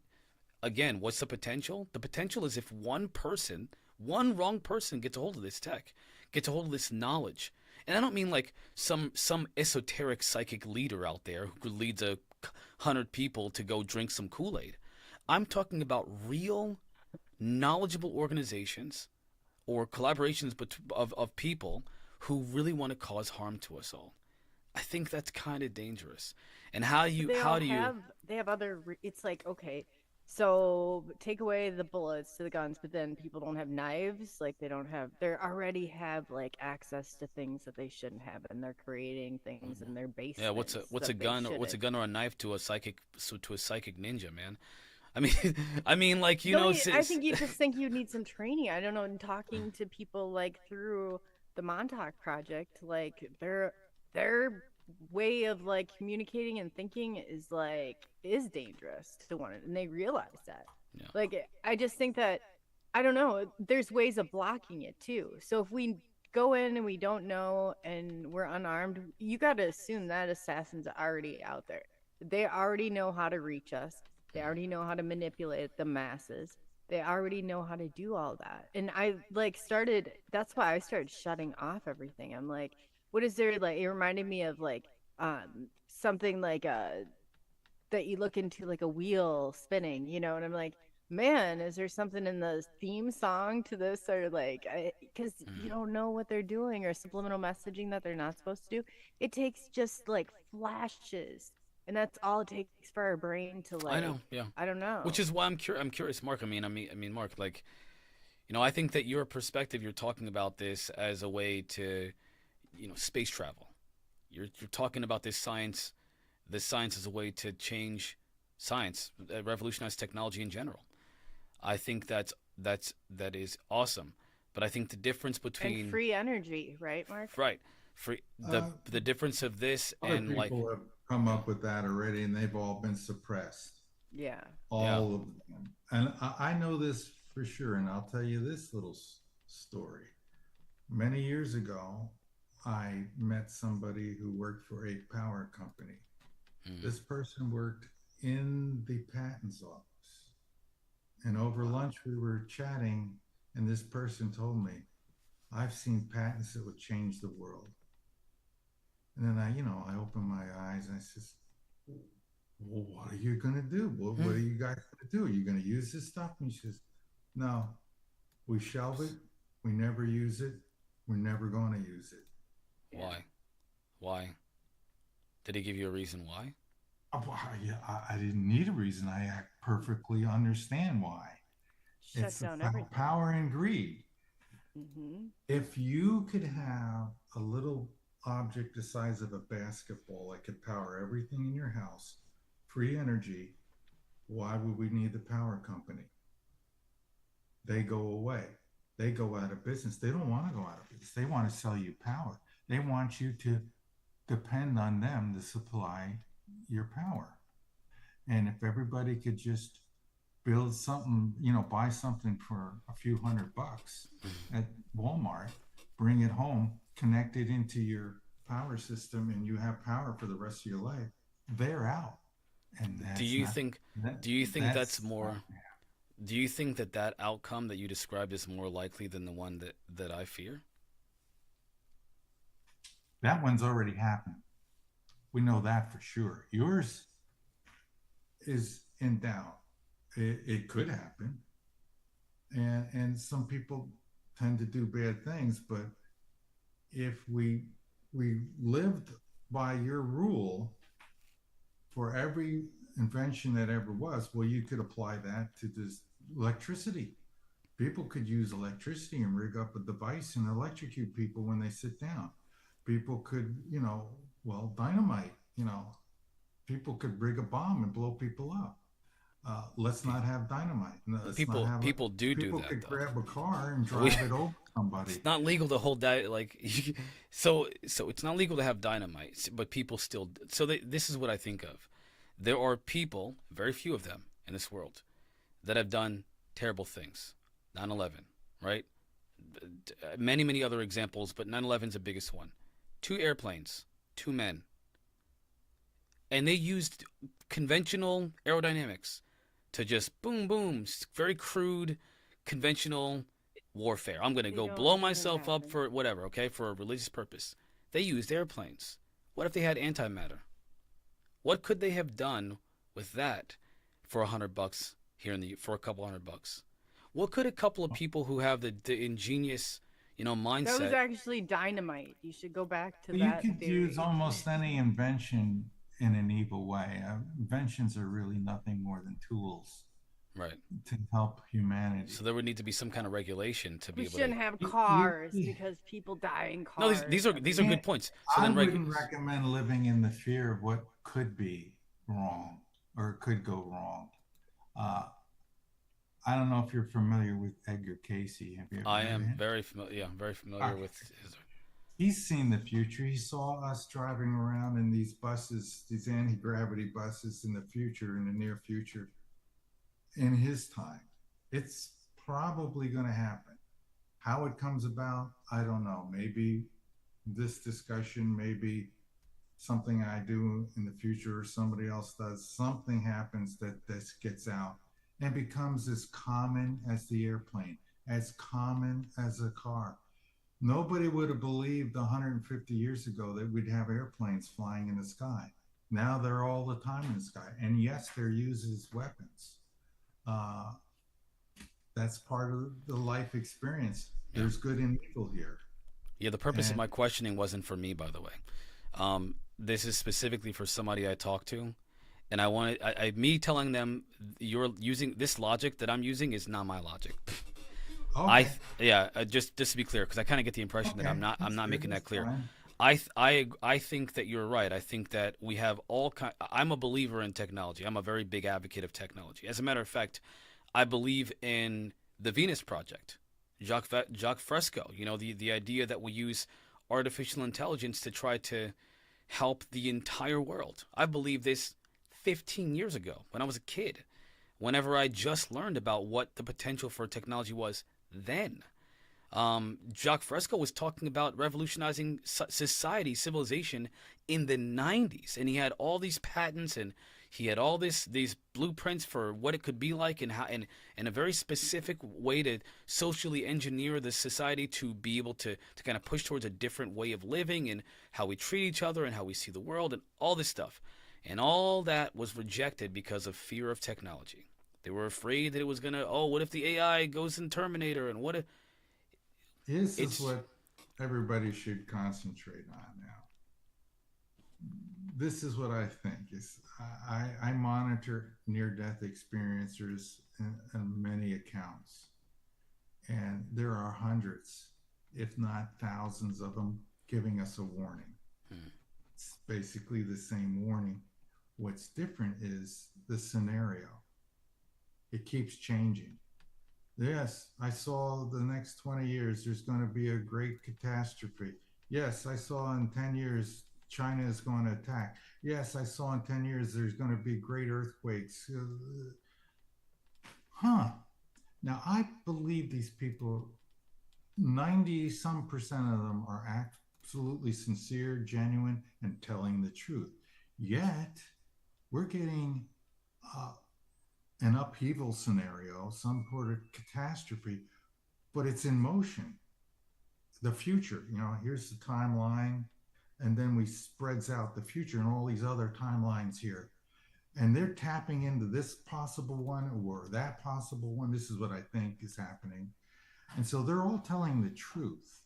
But as time goes, as we get closer and closer to whatever this calamity, this reset is going to be, that reset is put in place to fix all the fears you have and all the problems, all the people, all the that might do this or might do that, or whoever your friend is who's thinking that, focusing on this one bad ending. The problem is there is going to be a bad ending, but after the bad ending, everything is going to be basically fixed because the corruption, the core corruption, is going to be wiped out. And it's probably not going to be pleasant. But every NDE person keeps saying, I've seen the future, it's like this, and then this happens, and then it's better. The government gets shrunk down. It's a much simpler system. It's more like, I don't know how to describe it. It's much less technological, and people are happy with the small farms and their small communities. It's not the big city phenomena anymore. Most of those are wiped out, gone, various reasons and methods and stuff. So I think, and there's a lot of preppers out there that have that feeling. I've had it since I was a kid. I used to go to the library and read books on survival because something in me was telling me someday I'm going to have to deal with this. So I better be prepared. I better know what to do. So I'm going to be one of the ones, and I hope you guys too are going to be fighters for good, because I got news for you. I got news for you. Definitely. There's a battle between good and evil, and it's spilling over into this world from the next. And all of this, what we see now, is just a symptom of that overflow and that battle. And we're all involved in it. And we're going to choose sides. Yes. And, make sure you're on the right side if you can be. I have a group of local veterans, and we've actually set up like a safety plan. Like even if the grids go down, if something goes down, I know where to go. Even in my neighborhood, it's crazy. Yeah, you need to do it. There's just people. in case. I'm bugging out. I'm going to the Appalachia. Appalachia is going to be a good place to go. Things bust loose. That is a place where you could disappear into, and they'll never find you. You could set up a camper somewhere if you got some solar panels and stuff. You can ride it out. See, that's where you should know like some of the stuff about power, because they do have like generators and battery power, and like that stuff. I'm like, lucky they have it. I mean, you wouldn't believe what I've done to prepare, because I think before the year 2030, something big is going to happen, and it's going to bring down the system. And that's the only way to beat the system. It's going to take an act of God. It really, because it's so corrupt. We've gone too far. Like, there's I don't think we could get out of it by voting our way out with the right guy. And the system is so corrupted. It's so pervasive. And just to think of what happened in 4 years' time, or not even 4 years' time. Yeah, I guess 4 years' time since all this started. Like, and it was like seeing it every step of the way, but everybody's just going along, and I'm like, there's a point of no return. So like it's almost like, should we just peel the Band-Aid off and because reset? But I mean, I don't know. It really is a mess. But do you think something like let's say your technology coming out and the burden of money alone, can you imagine what that would do for good for society? Because that's like the root of all evil. Everybody's fighting over the money. And I used to joke around, but I was a zipline guide trainer too. I did for fun. And I go out and we give these tours, and it was about like 100 years ago, and how we're building. The electrical company back then is putting up all these things, so they're taking everybody in by the electric trolley, right? And this is before, and they're showing them all lit up, just like section by section. So they're like selling. I'm like, they're selling electricity. if that happened in a small, and there's only one way in and one way out, it's like they opened a grand theater and it's like this big thing with electricity. So I, you know, taking out that monitoring system had, God, Yeah. you could Before change yeah, everything. we got to go to break in like 1 minute. Listen, guys. Oh, sorry. I got will. on a tangent. Yeah, I will. I got plans, Mark. There's so many things. Yeah, there's so many things. So I want to officially apologize to the Helix Rock Radio side of things. I didn't realize it until I don't know if you checked your messages. If you're on Helix Rock Radio, I am terribly sorry. My audio was muted the entire show up to this very moment. I will state this one more time before break, and I will state it probably many times in the future. I was at work for 13 hours today, and I jumped on this show 10 minutes before we started.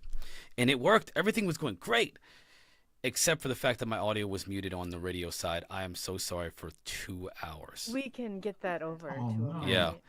No, I just we can get the we, feed. yeah, we it can will have be in the archives. Yeah, you Yeah. splice it back in. Yeah, I'm gonna Yeah. have to. I can upload a new audio file for that for him if he'd like. We'll talk about that later. But either way, sorry about that. Helix Rock Radio. Again, I can only I am but one man, operating many systems. No, and we're learning this other system for live radio, so it's been. Yeah, I have- well, actually- for on your end. I I'm rely on. I'm their I'm teams using out there. Zoom live streaming on Streamlabs and on the radio on another software, but ultimately I didn't. There's a lot of switching between these things plus other programs to kind of keep everything nice and smooth. So yeah, but either way, we're gonna go on our last break of the night, and I have a few. If you could, Mark, we have some questions from the audience actually that we wanted to ask you before we had to let you go. Is that okay? Yeah, that sounds good. Mark, he'll stay in for the long haul. Awesome. He's good like that. All right, Mark. Everybody will be right back in just a moment. Hang tight, yo. All right.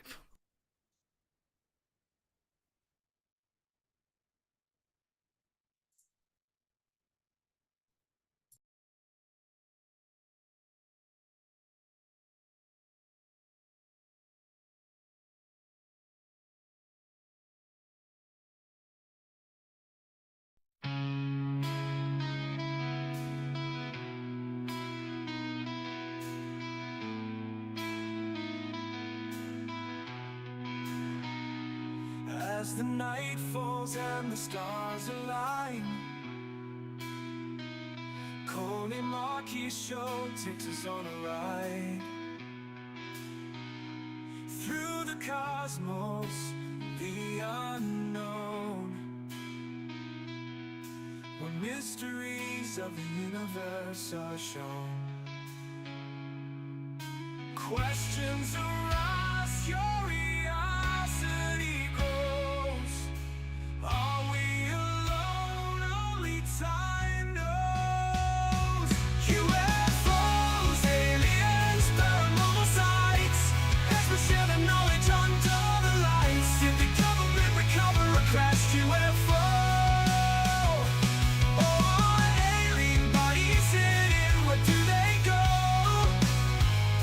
Sean Mack's alien agenda.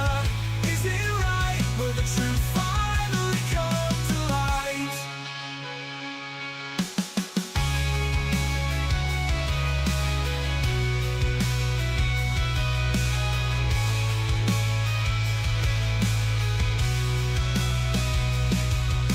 Secrets of the universe unfold in a facility where the truth's been told. Conspiracies and cover-ups entwine.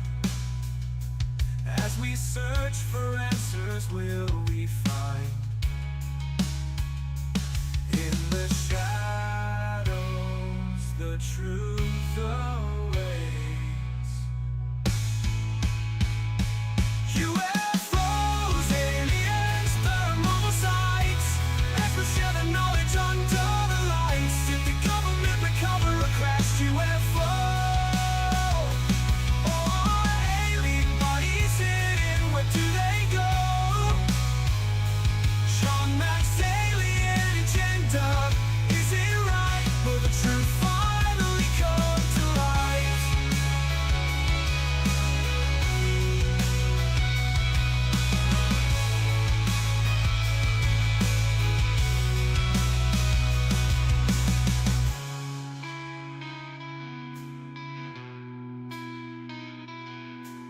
Secrets of the universe unfold in a facility where the truth's been told. Conspiracies and cover-ups entwine. As we search for answers, will we find in the shadows the truth awaits? In the shadows, the truth awaits. UFOs, aliens, thermal sights. As we share the knowledge under the lights, did the government recover a crashed UFO? Or alien bodies hidden, where do they go? Sean Mack's alien agenda, is it right? Will the truth finally come to light?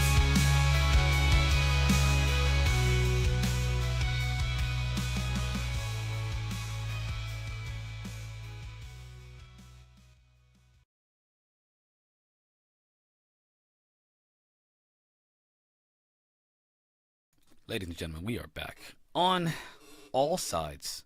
Just to let you know, we are back on all sides. That would be the YouTube side. That would also be the Helix, the Helix Rock Radio side. We are back on every side, bringing you the Coley and Marquis Show live. Thank you, ladies and gentlemen. Everyone, I appreciate your understanding and your kindness. So let's go ahead and get back to this. Audience questions. The first question someone asked, Polly has been throwing questions all night long. She's great. Yeah, I love her Polly, thank you questions. so much for that. Because some of these are really, really good. Some of them we've answered throughout the conversation. And honestly, there's just not enough time. I mean, I feel like, and I apologize for a lot of the interjections that I kind of put out there, but I can't let some of these things go without finding out what your perspective is, because there's a lot of that. I think that hearing how you see some of the things that we have, gone over, and some of the things people have seen, I think that's important. I think people want to know what you think about these things. The science behind potentially this technology, that is essential to share with everyone. For the simple people like myself, we want to know what's the application. What are the implications and applications of the tech, and giving your knowledge. What do you think some of these sightings and some of these belief systems that people have about UFOs and all that, what do they mean? I appreciate your perspective. Again, I really appreciate you answering all of my questions and bearing with us on that. So let's go with the first question. The first question. Polly asks, if crop circles are alien made, do you think that they are related to some of the forces that you mentioned? Some of those, electromagnetic and unified theory and so forth. Yeah, I've actually studied crop circles when I was writing the book, because crop circles kind of made me realize in the olden days, the ones that I was seeing, I think were many of them that were made by using intense magnetic fields that were the bottom of the craft going around like this, either clockwise or counterclockwise, because the wheat or the grass would lay down in this circular pattern most of the time. I think those are, for the most part, legitimate. Yeah, there are people out there with ropes doing the same thing, but there's a different pattern. You can tell the way the grass or the wheat is laid down, that there's some forces at work that cause a particular bending at a joint that can't be artificial, can't be done using rope and wood. So you can discern which ones are real and which ones are fake. And some of them, I believe, that the UFOs use a certain holding pattern when they're levitating, when they're hovering, and they sweep the thing around relatively fast to keep this craft stable. And so there's like pie-shaped wedges coming out of either electrostatic fields or magnetic fields that are sweeping in this clockwise or counterclockwise motion. That yes, it's revealing a little bit about how the technology is working. And so I would say real crop circles, you will see that pattern because that's a standard holding pattern or hovering pattern that's used in many of these spacecraft. Do you remember the? I don't know if you heard about the crop circle that had that message decrypted by a computer programmer. I believe it was a computer programmer. It's had like the disk, right? And when they put that disk in a computer program and ran the binary, whatever, it said something to the. Let me see if I could. I don't know if I could find the message on. I was on a quick search here. It said something to the effect of there's good out there. Be wary of the bearers of false promises and their knowledge, something to that effect, and to keep seeking for this good out there. Do you know what I'm talking about? Do I need to pull up the? I can pull up the image that might There refresh. may be until they're sending messages, coded messages. Why code it? Yeah. But okay, they code it. Uh, we're not that smart already. It's hard enough for us to figure stuff out. Uh, yeah, I believe that's a possibility that in certain cases you've seen these. I've seen them myself. I've seen the videos in England or these little sphere-like shapes going out over the field and moving around, and all of a sudden the crop circle starts to appear. And so definitely Maybe they it's communication, like yeah, for them it's some to sort to of other attempt at forms that are down communication. here. I found Like, that. man, that might not even be for us. I you found the know? message. Let me just pull it up here. The message is: beware the bearers of false gifts and their broken promises. Much pain, but still time. We oppose deception. Conduit closing. That was what the deciphering of that message was by this computer programmer. And I'm going to share that with you here. Now, YouTube, you're not going to be able to see this. The radio side will just hear, you heard the message. And then I'll kind of describe the picture that we see for those who are listening, because you can't see the video.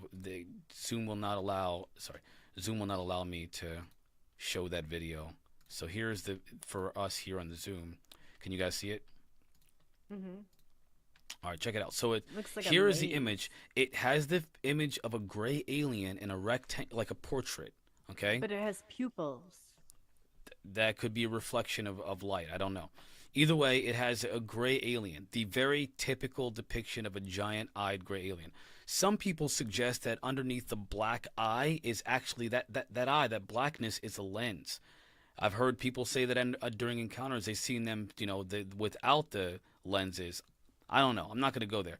So, but either way, it's the typical gray alien. Big head, big eyes, small mouth, small nose, no ears. That looks And like then one of the government ones.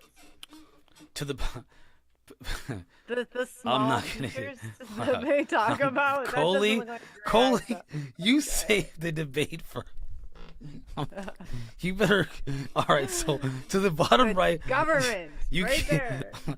to the bottom right. Well, I mean, okay, the government is warning us of the bearers of false promises. I mean, so at the bottom right, there's a disc, and it actually has these little dots that look like what do you call it when someone's blind? They have that Braille. Braille. Braille. It looks like Braille, to be totally honest. But a computer programmer put this under in this computer program, and it said what I mentioned, which is beware the bearers of false gifts and their broken promises. Much That's pain. the government. The government is warning us of bearers of false promises and tells us that there's good out there, that there's good in the universe, and that there's time for us to oppose deception. So good job, government. You're doing the right thing by telling us to. Come on, Coley. What is up with this? This is clearly Come on, the Coley. government. I've never Clearly- been so more certain that one right there, because You're- I've seen them before, and their eyes are like infinity, and they do not Oh have my pupils. gosh. There's Well, no that could magic just be an glasses. effect. It could be an effect of the crop circle itself. Who Probably. knows? Either way, the message. And they were pointed, featured ones. I have to know. I have to know why you believe these things. I'm telling you, there's different ones. There's like the almond shape, and then Yeah. there's the small ones. They say that the government had Right. these little pointed features, and then that looked like it had pointed features, and it looked like it had a pupil. So what do you think a real alien looks like? Well, in my experience, it did not look like that. That looks like something man-made, unless it's to represent, I don't know, like the hybrid, but they're not very good ones if they look like that. I don't know. They look Well, like let's what get they describe. Even the molten hollow describes the pointy yeah. featured ones. Man, I don't know. I feel like that logic can be used to essentially create any narrative that Well, that's what anyone it told wants. me. Like when Yeah. I saw it, I was like, "Ooh." I mean, I've As an seen that. experience, Whitley Street. They maybe look like it experiencers. looks like. So let's put it this way, everyone. It looks like the alien, the gray alien that Whitley Strieber wrote in his book Communion. So is Whitley seeing government alien? I mean, it's all about perspective, and everyone has a different one. Is I, there any experiencers in here right now that have experienced the grays, the small grays? I have, and And they don't look like. There is another they didn't look kind like though. me There's too. yeah, the one that I seen was a tiny little one with like the big round head, the big black eyes, all black by the way. Yeah. The one piece suit with the really dark blue He one might piece have been suit, a suit, but it yeah, had okay. a small mouth, barely any visible nose, just two little slits for a nose, Yeah. and no ears that I could see. It was very And similar. they had The other suction one, cups for I fingers. didn't see all that. I saw long fingers, and they weren't all five. He didn't have five fingernails. They had like I don't know, three or Four. four. But the one that we seen, there's another one. They're taller than the little grays. They're much taller, and I've seen the tall they grays. have more of a. They sometimes have like a brown color, like a brownish tint to their The skin ones I versus a. saw, they reflect off the light. They reflected off, like it was like a. But see, the thing is, who know? Who know? I mean, who really knows? Because when you're But the seeing big these things, question is, so why would that be like right there? I'm just asking if any other experiencers who saw the grays would look at that, nobody or else can if see it. Nobody that's else can see that. maybe. Everybody Google if to see the picture that I saw. All I did was Oh, type they into can't see Google. it. No, they can't see it. I typed in Google crop circle message and quotations beware, and it comes up under a very like the second one, and it Oh, shows they them. can't even see what I'm talking They about. can't Can see. you put No, a they can't Can you see. put a link in chat or no? I mean, I could link it in chat. Hold on one second. Because you almost have to see that to know what I'm talking about. Why I'm throwing it. Yeah, but you've already polluted the. No, they'll listen with non-biasness. Guys, you bet. If I hear anybody in the chat say this is a government alien, I'm gonna. You're timed out. Let's I'm see. giving you a Let's see time. how many. You better. Take a poll Don't on overwhelm the this chat. Chat. All right. So one. Mark, fill us, Pupil. hit us up, chat. Mark? What do you think? What do you think? Wrote in To be Braille. real, what would be helpful is confirmation from somebody other than whoever's placing Posting the that. picture on Yeah. the internet. Yeah. And the algorithm he used to decode the disc, like to look at. I'll send you that information. I'll send you the actual information on that. All these, if aliens really, really wanted to get our attention, the way I envision it is it's big. It's like all of a sudden the sky all over the world fills up with UFOs. And they want you fly to in see them. formations and they do Well, stuff. what if the sporadic and seemingly unrelated encounters are a way of sending a message to humanity? What if that is But the why the can't way? everybody see what an experiencer sees? Like I'll the keep- first I'll keep one. an open mind to it. I mean, the advice it gives is good. Well, But- Jacques well, Vallée, yeah. Jacques Vallée suggests that there's a control system that all these things that to us from vantage point is everything, right? If you're in a situation, it's hard for you to see the full perspective because you're in it. When you take a step out, you can see something different. If we're looking out into the sky, we see points of light. We have no idea that those are all stars. We have no clue. Not only that, but we can't even imagine the idea that there are galaxies. Not from our perspective. It doesn't make sense. Tell an indigenous person, hey, by the way, there are, and you can't even count how many galaxies are in the sky. And not only are those galaxies out there, but they're extremely far apart.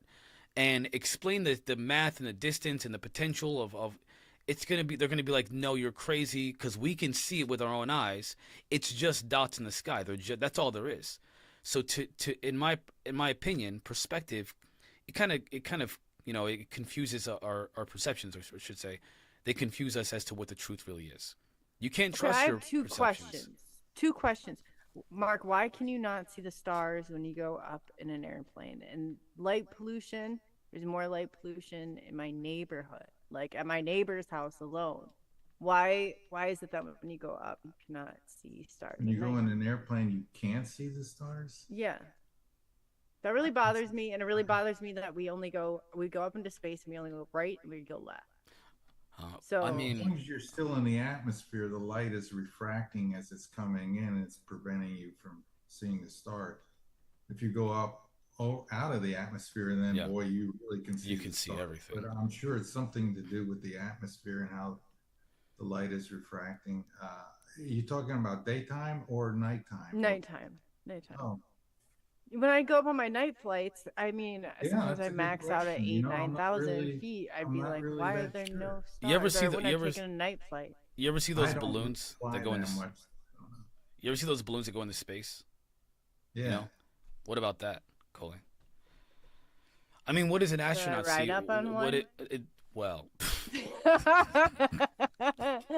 You want me to get in one of those balloons just to test this don't do out? that. I'll take Don't do his that. word for it. There was a I just video. wondered why when I was on an airplane So at 9,000 hold on. feet. So there's a video of like people. I mean, look at astronauts in space. Like, what do you think that they're faking all the stars in the sky? Like, when they're in I outer don't space, know. when astronauts are in outer space, you think that they're Or we're in faking? we're under a dome, like the firmament. I don't Don't know. you freaking dare bring up that theory in What do this you conversation. think, Mark? That was in Coley. the Bible. That was in the Bible. Well, okay, Do Mark. we have a okay. firmament, Mark? Do I have what? Does Does the the Earth have a Earth- firmament that is, Yeah. blocking? I'm not sure I'm hearing what you're So saying. Coley, just be blunt here. Tell him what your real theory is. Tell him the truth, okay? Well, Tell him what you no, really... I'm just asking No, that Coley, if we're tell him on a what you really perfect- believe. Tell him what you really that believe.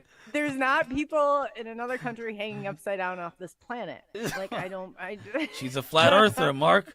She's a flat earther. I'm just not round one, or if it's Oh, round, Mark, it's Mark, not like she's doing it. 3D sphere. This is so- awesome. And the outer I don't space think might be anybody is- outer space. Like I I don't mean, know. yeah, we're on a round spherical planet. It makes sense that it's round, and the gravity and all that holds us down, and the atmosphere travels with us as we move. If we didn't, it would, Is that according to your completion of the opposites? I mean, not exactly what we're taught, but if you said that the energy comes from the negative, it doesn't start with the positive, right?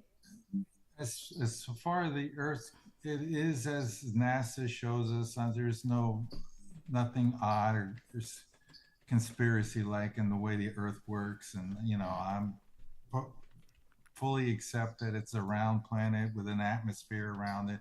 It's spinning. People shouldn't. There is really in outer space no top or bottom. It's relative. Yeah.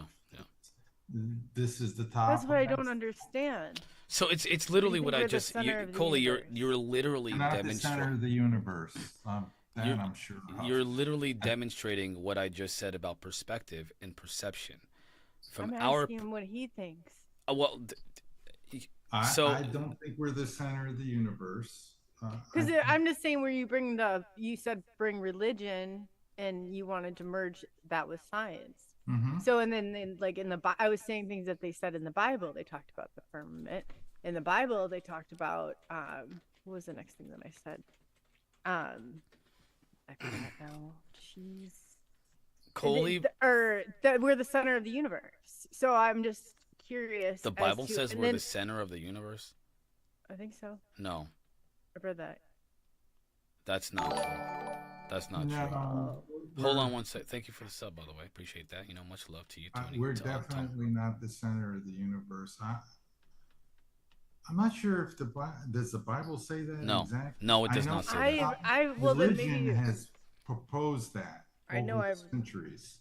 right. So I went to a Catholic school. I guess I'm just assuming. Yeah, along with scientists, they were once upon a time in agreement that we were the center of the universe. Mhm. And actually, the guys that did in 1998 got the Nobel Prize. Their theory of the expanding in universe, it implied that we were the center of the universe. So I know that theory can't be right. Okay, so again, that is a demonstration of how our perspective and our perceptions deceive us. Because from our perspective, we are the center of all things. From sitting here in this spot right now, we are the center of what if the earth is round, which it is, and we're sitting in this perspective, guess what? The earth revolves around us from our perspective. But it doesn't, because if you zoom out, you know, the whole GIF is zoom out. And if you zoom out, there is a whole lot more going on that you can't see from your perspective. You need technology to take you out of your own perceptions and show you something. Technology is going to show me exactly what's out there. Man, I feel like we need to do an episode with Coley as a guest. Anything programmed. If it wants to organically think like itself, but it's from a program. Or like Mark said, how was the algorithm like written? What was it written to like obtain what information? Well, I think in respect to what you're saying, that we're all a part of this particular universe. There are more than one. There's an infinite amount. And this is coming from NDE, it's not just me. They reported many times there's an infinite amount of universes going in all directions. There are an infinite amount of dimensions going in and out in all dimensions. The universe is much bigger, much more complex than anyone could imagine. Only when you get to the other side after your life is over and you're reconnected to that source, that God, then you could feel all this. You can become aware of, like this one NDE person said, when I was there on the other side, I suddenly was able to perceive every grain of sand on every planet, everywhere in the universe. And I knew its position, I knew its purpose, I knew its composition. I understood it all. And we're talking a connection to infinite knowledge that is natural and can come in. True. Our bodies are throttled down. Our souls are throttled down when we're bolted into the brain, and we can't even imagine stuff like this. But on the other side, so we don't have to question it. There's no doubt of, yeah, it's just knowledge directly. You're connected to the Father. You're connected to each other. Donald Hoffman, and I wish we could, I wanted to, again, more time another time. Donald Hoffman mentioned about, and I kind of talked about the perception and how evolution has given us these perceptions to deal with our natural reality, but that's not what's really happening. We don't even see reality. It's like our perceptions are preventing us from seeing the true nature of reality. And he said that, something to the effect of, I will not misquote him, I will say my interpretation of what he said, that when people meditate, these mystics and meditators, they're letting go of the perceptions of this mind and this body, this brain and this body. They talk about letting go and about releasing the tension and about ignoring your perceptions to essentially tap into the true nature of reality. Mystics have been talking about this for forever. They've gotten information as a way of like letting go of the perception of this reality. And that's where the true nature of reality is. What does that tell you? That tells you that our perceptions are giving us an illusion. And the only way to see past that illusion is to give up to let go of it for a moment during meditations, to let go of those perceptions, to not focus on the perceptions, but to see something else that is the true nature of, in the essence of reality, true nature of reality. So, Coley, you're talking about, when I hear you, I'm thinking, you're talking about this from our perspective. We see a lot of things that don't make sense, but when you zoom out, you should read the Allegory of the Cave. I think it would drive Coley insane. Exactly. That's what you're talking about. That sums up everything you just talked about. Well, I'll stay open-minded. You'll have to send me the title of that book. Allegory of the Cave. I'll send it to you, Coley. I'll send it to you. It's really good. And in the philosophy behind it is You know, it's kind of disturbing if you think about the potential. I won't get in, but anyway, it's good. You'll like it. I think you'll like it. But anyway, More questions from the yeah, we have a audience? couple more, and then I'll let you go because I know it's been 2.5 hours we've been here. So, I are those forces the reason why we can't take clear pictures or videos when we see something? These electromagnetic forces and the antigravitic, the distortions of space, whatever. Are they? We use our technology is electromagnetic, right? It's how those transistors and all those processors work, or whatever. They're using electromagnetic, forces. Is that why we can't get clear pictures and videos of those objects? Well, it's usually a matter of resolution and distance that prevents most pictures from being very clear. I can think of one picture that was taken, very famous picture from a Danish country. It might have been Denmark or perhaps Netherlands, where there was a triangular UFO, I believe. And the guy, and this was back before digital cameras, so the man used a regular camera with film in it. Now they, and it was a fairly good picture. Of course, it was fuzzy compared to today's standards, but there was interesting information stored within the emulsion itself. Not only did the picture come out pretty good, you could see a craft, but the emulsion was magnetized. Now, this is not normal. So there was a magnetic pattern associated with the craft that they took the picture. So this craft, whatever it was one of the ones that was emitting a strong magnetic field. So strong, it magnetized the emulsion in the on the negative. So there's a confirmation that very few people really have out there that that was a real picture of a real UFO, because magnetized emulsion just not. Well, it's the silver particles, the halides or whatever they're called, that was magnetized. And most of the stuff that's out there is just a matter of it's too far away, or the resolution isn't good enough, or it's moving too fast. There's a variety of reasons we don't get a lot of clear footage.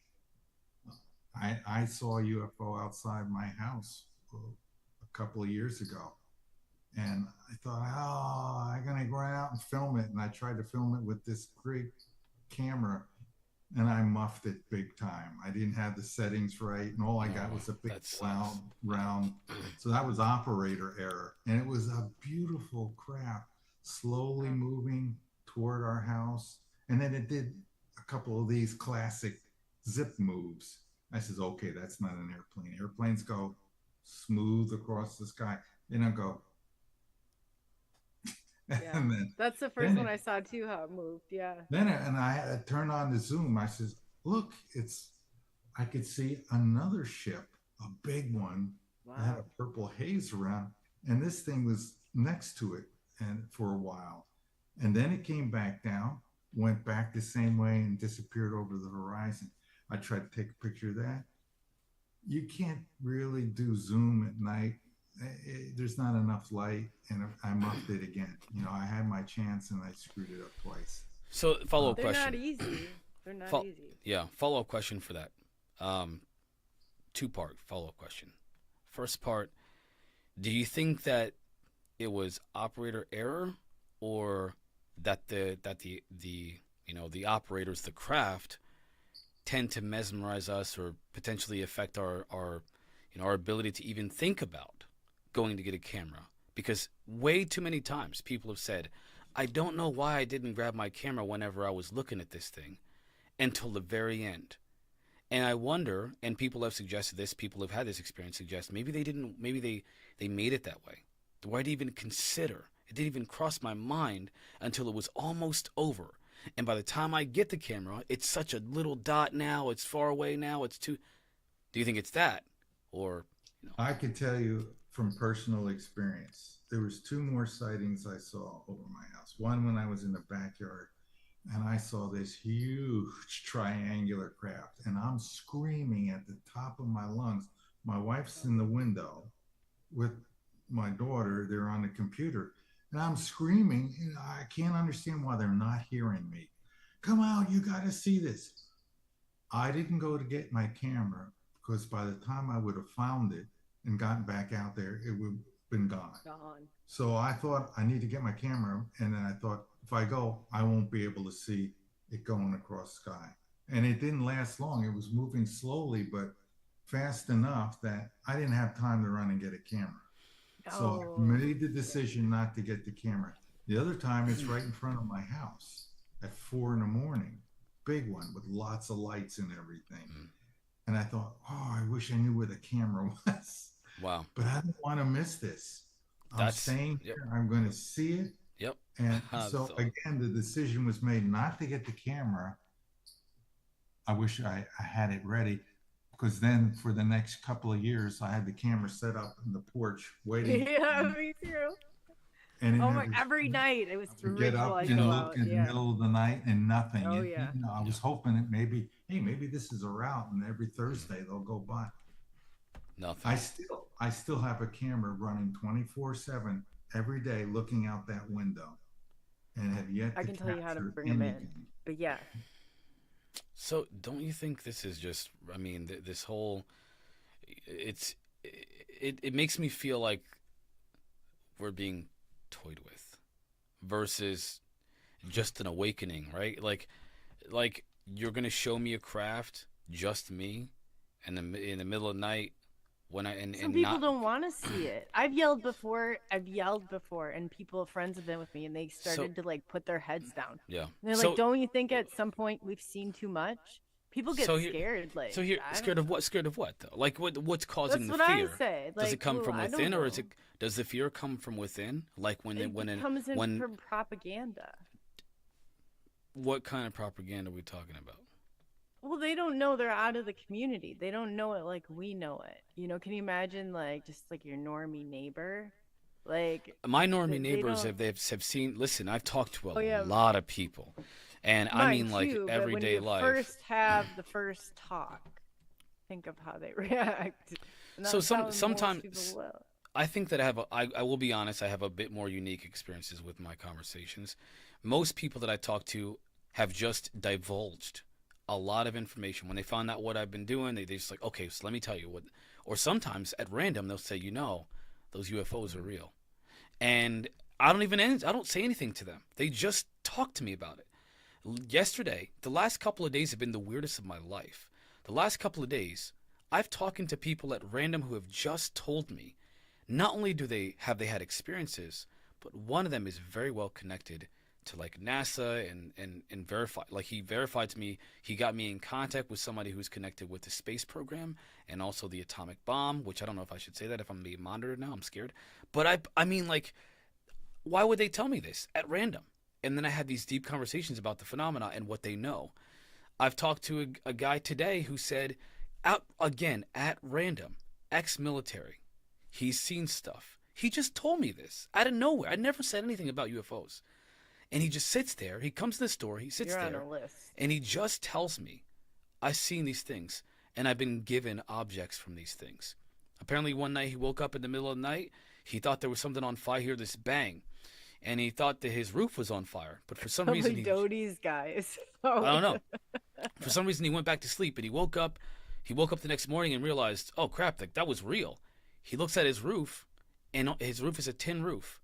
There are two masses of strange material that have been it looks like lightning struck.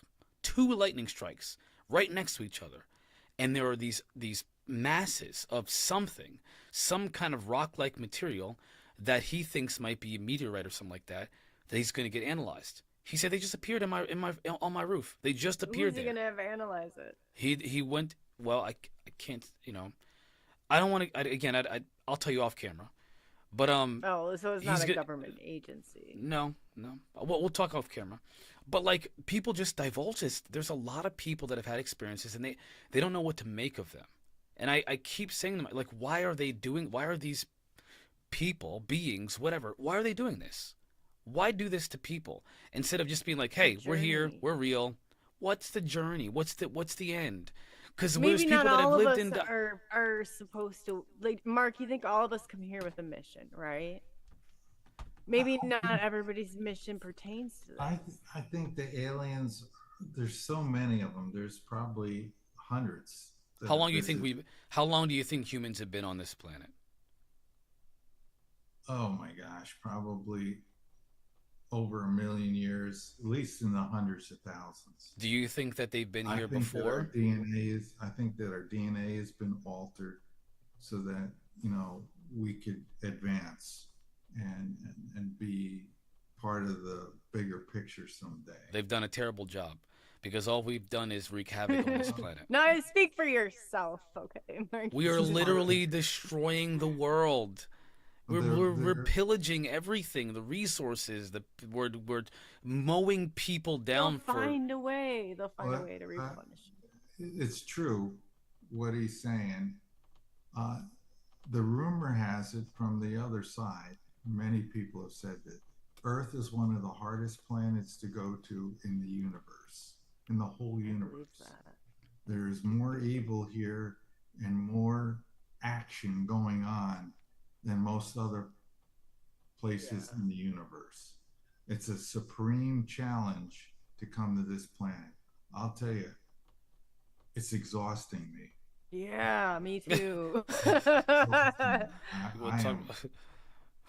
Me too. So much. It is a hard planet, and these bodies, I don't think are that particularly very good. There's a lot of problems with them. Yeah. I have a list. lot of pain and suffering, and I I hope I don't have to come back here again. Me either.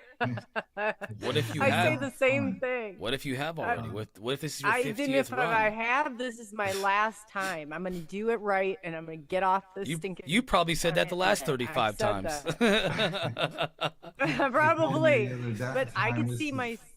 Oh, no, I mean it. Yeah. This Whoever is you're my better 29th listen. time here. I don't know. Maybe, Yeah. It's like Groundhog's hopefully Day. my last time. Hopefully. You'll get it's to a take this challenge idea. here. So you have to find a way to get this to take what you're. So we've got to help you, so you don't have to come back here. Anyway, I feel. Hey, we need you, put Mark. me in contact No. with somebody you think that might help. I have my own plan. I'm executing it.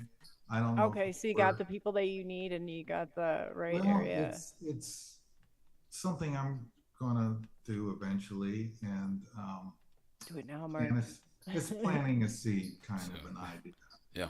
I'm not patenting any of my ideas. That's where people go wrong. You patent, then they come after you every time. Yeah.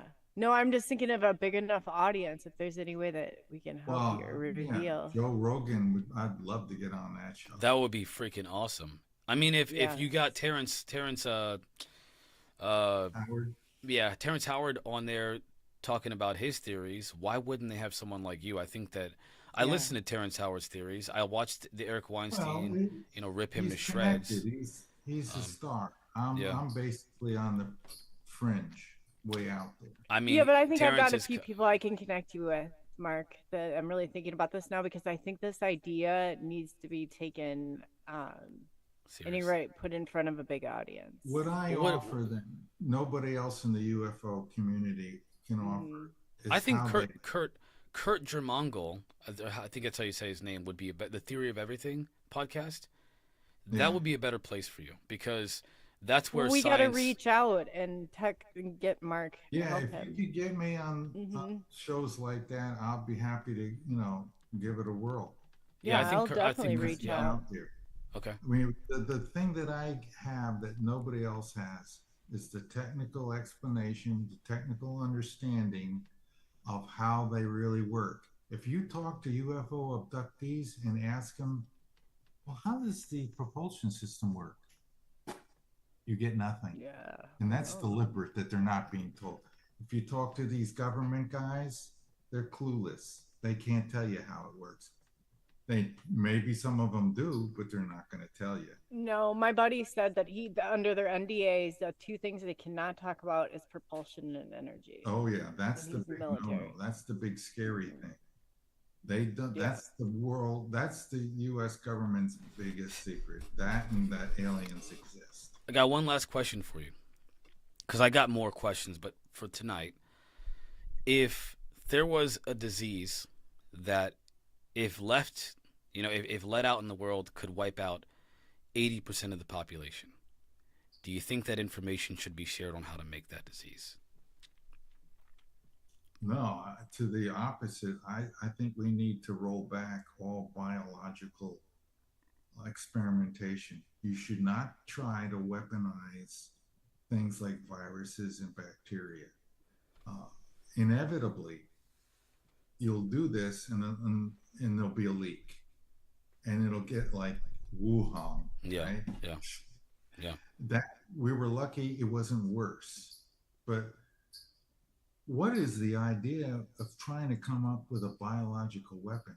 That's the craziest, stupidest, Why Yeah. do they have CRISPR kits you can irresponsible. buy off the internet? I don't understand it. Like anybody could make this in their basement. Well, listen, Just the reason order a I CRISPR bring kit. that up because AI. I mean, they're talking about using artificial intelligence to create, thousands of different potentially cures for different medicines that we couldn't even imagine, by simulating, these Problem reaction processes. solution. I wish they'd do that. The pharmaceutical industry hates cures. They love treatments, Treatments. Yep. expensive treatments that keep you on their medicine Long, for the rest of your life. expensive treatments. You're right. Because it's all about money. And I can tell you about people that have discovered cures, and the professors that were helping them refused to sign the paperwork. I will not publish this paper because the pharmaceutical companies will come after us. They'll shut their story. People don't believe that. Think about what happened during the old C virus. Like, there was a local doctor who talked out for 2 minutes, and they came right after his medical license. The CDC was like monitoring everything that they wrote on. Yeah. Well, I have for the sake of protecting the YouTube channel and stuff. I will say that there were many people who weren't just giving like alternate perspectives on that situation. They were trying to sell alleged miracle cures that were not only known to not work, but have zero scientific evidence or data to prove that they work at all, which was literally leading to an exponential growth, exponential death rate of people who were trying to use those alleged cures. They were also telling people to not follow their doctor's advice because of these were that's fine for you, but what about somebody who is at risk? You got I mean, how many people listen to this? How many I don't want to ever get political on here. I don't care. But how many people I don't care either, how many grandparents were like, I don't trust that, because they told me on the news that it's bad for you, and they're dead now. Yeah. Too many. No. There were entire nursing homes that were wiped out because of this thing. It wasn't a fake. It was real. It really did affect people. After they started getting vaccinated. You guys should watch Lorenzo's Oil. I just had no, I have not. No, I have not. But for the sake of I had to say something real quick just for that. But anyway, what is it? Lorenzo's Oil? What is this? Yeah, it's about the parents that found a cure for their son's disease and the hell they went through to get it through the medical system. They were fought the whole time, even though the father, mainly the father, but the mother too, did their work and research on their own. They weren't doctors. And they discovered through experimentation with their son. Unfortunately, it was too late to save him. I mean, he's in a comatose state now. Yeah. But they discovered an oil. If the person eats this oil, has a disease, it's a childhood disease. It could prevent the brain damage, and they can live a normal life for the rest of their life. But boy, oh boy, did they have to fight the medical system. They were stopping them at every turn. Oh, you can't do it that way. This is just not the right way to do it. The bureaucracy was tremendous. It's a great story. But I don't know if they got the Nobel Prize. They should have. I mean, it was a major discovery, an actual cure. But it didn't come from the pharmaceutical company. It didn't come from doctors. It came from just regular people that were dedicated, and finally they did their own research and they figured it out and they cured. And now that treatment is being used and it's saving lives of children all over the world. Charlotte, you ever hear of Charlotte's Web? Yeah, I've heard of it. Not the movie. Sorry, not the movie. The CBD company. The story is that there was a girl. Her name was Charlotte Fiji, and she had she used medical marijuana because it was illegal to do. Her parents had to leave the state or whatever to use medical marijuana to help with her seizures, and they were affecting her well being. And long story short, they illegally used cannabis to help alleviate these symptoms, and essentially were fixing her. There's a lot of other people that were, real live examples of people that were having I don't know, like dozens of seizures on a weekly basis, dozens of them, making them essentially rendering them, incapacitated for most of their life.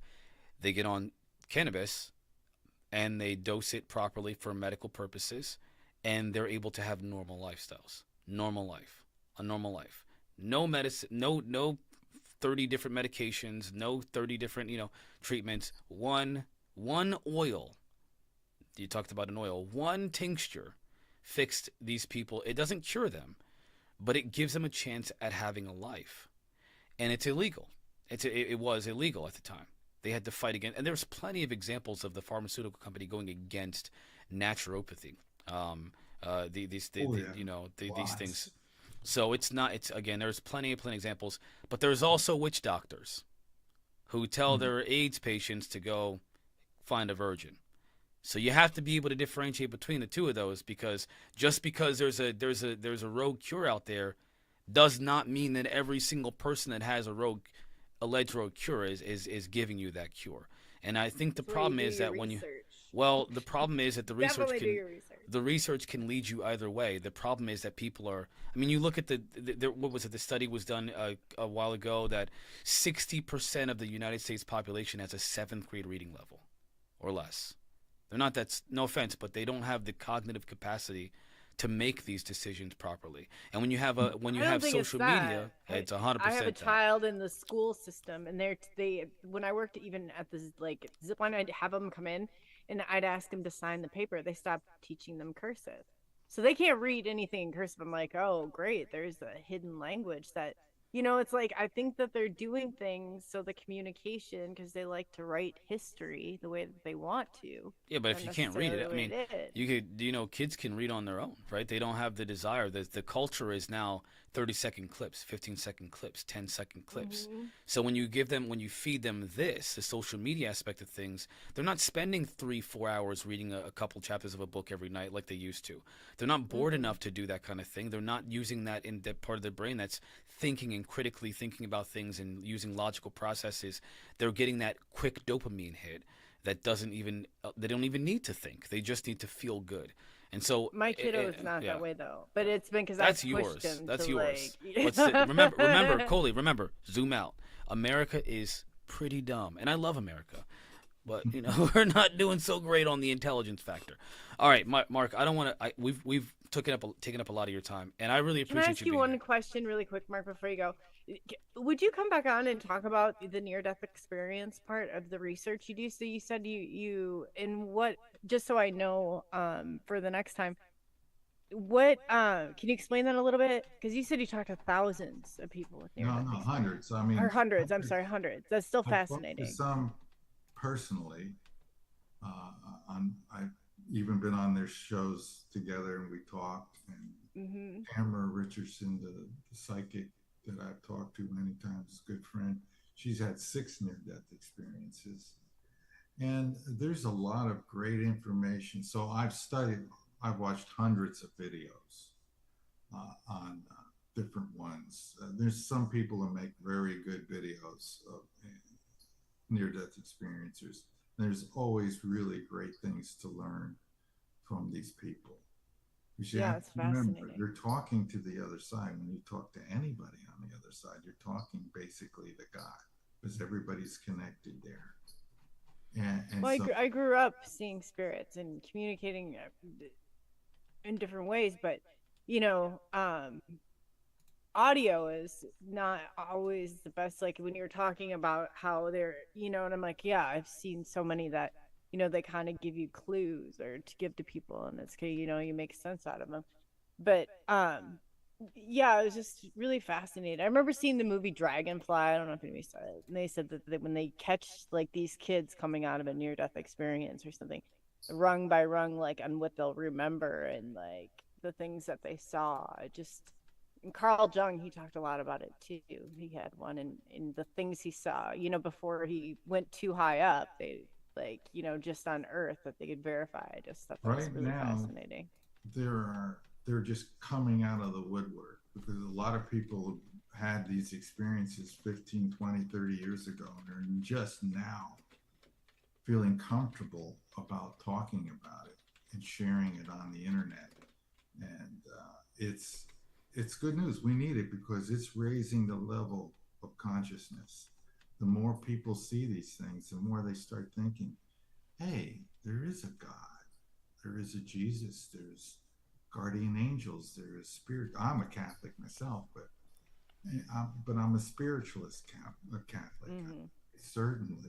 Certainly acknowledge and strongly know and believe that there's a God and another side, and we really all need to get back on that page because it's the truth.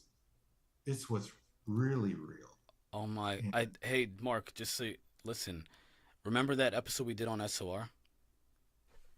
I got in trouble for that episode Why? I didn't know what that. happened? because of this part right here. I forgot about it until just now. Oh, really? What happened? I got, first of all, you can say whatever you want to on this show, Yeah. but I got in trouble for that, for having this conversation. I Are was you told serious? I can't say any more on live. Yeah, we'll stop there. Oh, Yeah, Oh, that is I know dirty. which yeah. But word. let me just tell you right now, you could talk about anything on this show. Okay, There's yeah, this show Say you the have the word. freedom. What's the Yeah, word, Mark? Jesus. yeah. Jesus? You can say anything on this show. Yeah, anything. Yeah, So you see, the other side shouldn't. There shouldn't be anybody against religion, really, or spiritual people that talk about religious things. It shouldn't be as if we're the enemy. We're really should all be on the same team because in reality we are, whether we think we are in this world or not. We really come from the same place. But this need to get rid of religion is very concerning to me. Hopefully, I can talk about you that can talk about that. Yeah, you can talk about that. because Yeah. it's not the enemy. Yes, in the past, religious people, institutions did a lot of wrong things, but those were people doing wrong things. Don't judge the religion. Don't judge God for the fault of these people. And that's what's happened over the years. And the bigger picture is we're all living inside of this wonderful creation, quite literally, I believe, the mind of God in a dream-like situation or a matrix or a simulation, whatever you want to call it. This reality is fully part of the Father in heaven.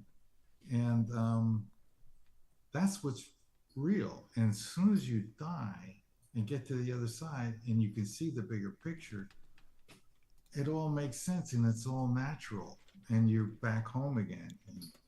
And great relief, I know, for some people.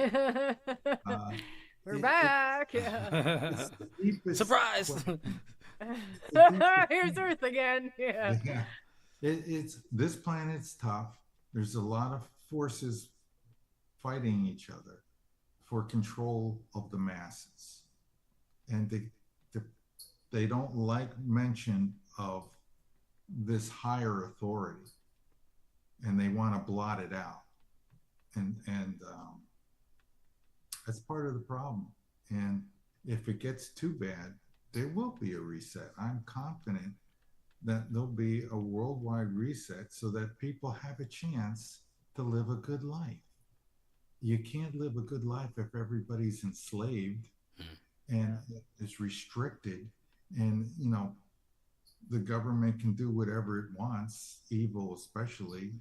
There's Yeah. agents Like a are stronghold knocking on off you. UFO alien or you people Yeah. with anti-gravity solutions, knocking off people with free energy solutions, you know, blocking, and the government, along with pharmaceutical companies, of course, will attack people with cures. Look at Yeah. Brzezinski in Texas and his discovery for curing certain cancers. Ah, yeah, yeah, yeah, yeah. Oh man, They, I haven't they heard that name for a long time. that guy's been around a long time and has Yeah, fought yeah. hard to get his cure, and they've been against him the whole time. Lawsuit after lawsuit after bombing lawsuits, they've tried to stop that guy. There's another guy out there, Thomas Seyfried. I don't know if you've I haven't listened heard to of him. that one before, but He's, yeah. I don't see where he's being suppressed, but he's not really onto it like a major cure for cancer. I've heard a lot of And things about red light therapy and healing, which I don't know. I don't know the science behind it, but I hear there's I some don't know science behind. about that, but Yeah, it's his therapy or his treatment is relatively simple. It's diet. Basically, you starve the cancer cells yeah. Hmm. because they can only eat. They survive mainly by sugar, Oh and no, so no ice cream. Yeah. you cut Nah, No off I'm more gonna. human sugar, hair. I'm Yeah. dead. I'm dead. carbohydrates. That's all I gotta say about that. I'm dead. That's it. Well, they can't feed on ketones, and so if you go into the diet mode, your Yeah, body lives off your ketones, and the cancer cells die, and eventually you're cured. And there's guys that have yeah, done it and it's worked, but I heard, yeah. I don't know if he's being suppressed or not, but he's basically on the internet, a lot yeah, of shows explaining yeah, to Dr. Berg and whatever, uh, this discovery that it's taken him a lot of years to, because he's done a lot of research and investigation. He's got it pretty well down. So there's things happening out there, but then it's not accepted by the medical community. mm, You know, he's kind of in the same boat as me, I guess. Only he's a real doctor, and he's still, they hate cures.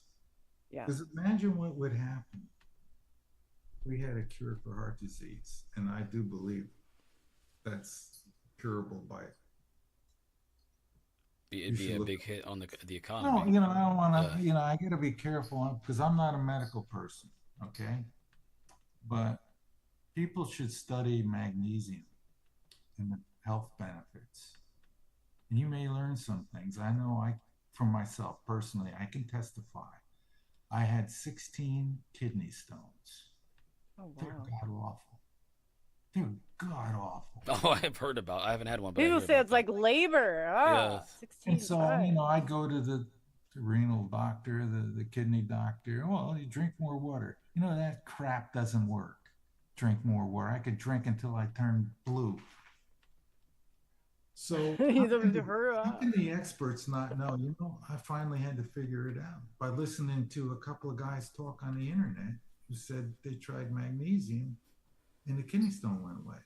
So I went out and got some magnesium, started taking it because I would make a new 1 or 2 kidney stones every year. oh Every man, year that's crazy. I would have for 16 straight years. Then I started taking magnesium and I haven't had a kidney stone since. It worked. That's awesome. And you will barely ever find that mentioned on any site that talks about kidney stones. Sometimes it's in the list right at the bottom of the things you can do. Yeah. But how is it the doctors don't know about this? I think well, I'm not. I think they're taught what they're taught, and they don't know what. Because I mean, I it's a talked to a doctor cure. about cannabis, and he's like, I have no idea. I haven't studied it. It's like, what? There's So other cures out there. There's other things that this fixes. And if you Yeah. look it up, Yeah. you'll find that it has many. It turns out that deficiencies in your diet can cause a lot of disease. 100%. yeah. Yeah. Among Yeah. excesses and And things too. I mean, parasite. Yeah, so Yeah. it's frustrating that, I finally had to go out and do it myself. And the things I'm battling with now, it's the same way. I have to experiment because there just seems to be nobody that knows exactly what to do for my case. I And had a it's case become, similar. I went to 10 different doctors, 10 different doctors. They all had different answers. Is there a I yeah, cure was for like, acid reflux? Because I would like to know. Right, I'll take anything. there's things out Drink there. more water is what they told me to. baking soda. Apple cider vinegar pills. Well, Seem ironically, I took ginger, fixed the severe symptoms. Drinking ginger on a daily basis. It was to the point where Ginger I couldn't. to I dilute it. honey tea. I do Yeah, all. and I do honey, ginger add, tea. I couldn't and eat what's the other anything. one? He said Yeah. apple cider vinegar, which I haven't added apple cider vinegar to my diet. But I will tell you, I went from not being able to actually swallow tablets anything. you can get. My wife and I both use it in this workforce as a preventative. Apple cider vinegar. Yeah, tablets. Well, listen, I got it. We are well past the radio side. The radio side of things is a little bit more strict than YouTube side. If you want to stay after, we can keep YouTube going if you want to. But I got it. I got to end the radio side here, and then we'll just hang tight for me, guys. We're gonna end on the radio, so you will see the ending YouTube, but we will be back on the YouTube side afterwards. I have to respect the time on the radio. So, ladies and gentlemen, Helix Rock Radio. Thank you for joining us today, Mark. Just for the Helix Rock Radio side, can you tell people where they can find you? www.super-relativity.com. Super-relativity.com. That's links or direct links to my papers on ResearchGate, some of my videos, my blog. You can contact me through the website if you have a question you want to ask. I try to get to them all, and it'll send me an email, and I'll get something back to you on whatever your question is. I'm happy to help out and see if I can answer whatever you want. Let's see. Oh, my YouTube page. There's a link on my website to my YouTube page, and I keep some of my videos on there that like these shows like this. If you want to donate it or allow me to have a copy, I'll put it up on my website as I call it a beacon. That's cool. A beacon where people can watch my shows, and it's like I'm storing them in an archive just in case something. That's cool. They'll always Yeah. have my 'Cause shows. it's all documented then, yeah, all publicly said. Yeah, because I've said a lot of stuff over the years now, and it's been fun doing this. I just hope the next level comes soon where I can start helping people maybe build one of these devices, these ships. I think Luigi Venatelli, who did Bob Lazar's story, I'm gonna get. I think that'd be a good contact. I'm Well, gonna think of before anybody. we get into can. before we get into that, I'm sorry. gonna. So, guys, we'll take a quick break for the YouTube channel side. I'm sorry, Coley. Don't no, forget what that's you okay. said. Don't forget what you said. YouTube, hang tight. Helix Rock Radio. Thank you for joining us tonight. I'm gonna play the outro, but for those of you on YouTube, we are not done just yet. We're going to have a few minutes afterwards to have a little extended conversation. So, ladies and gentlemen, hang tight. We will be right back very soon. All right, guys.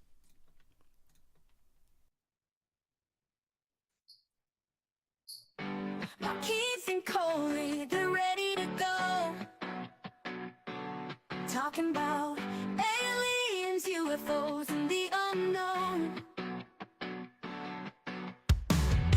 The talk show is buzzing, the excitement grows. Exploring the mysteries that the universe holds. Get ready to dive into the world of the paranormal. Welcome to the Coley and Marty Show, where we uncover the secrets that nobody knows. From aliens to UFOs, we're ready to explore.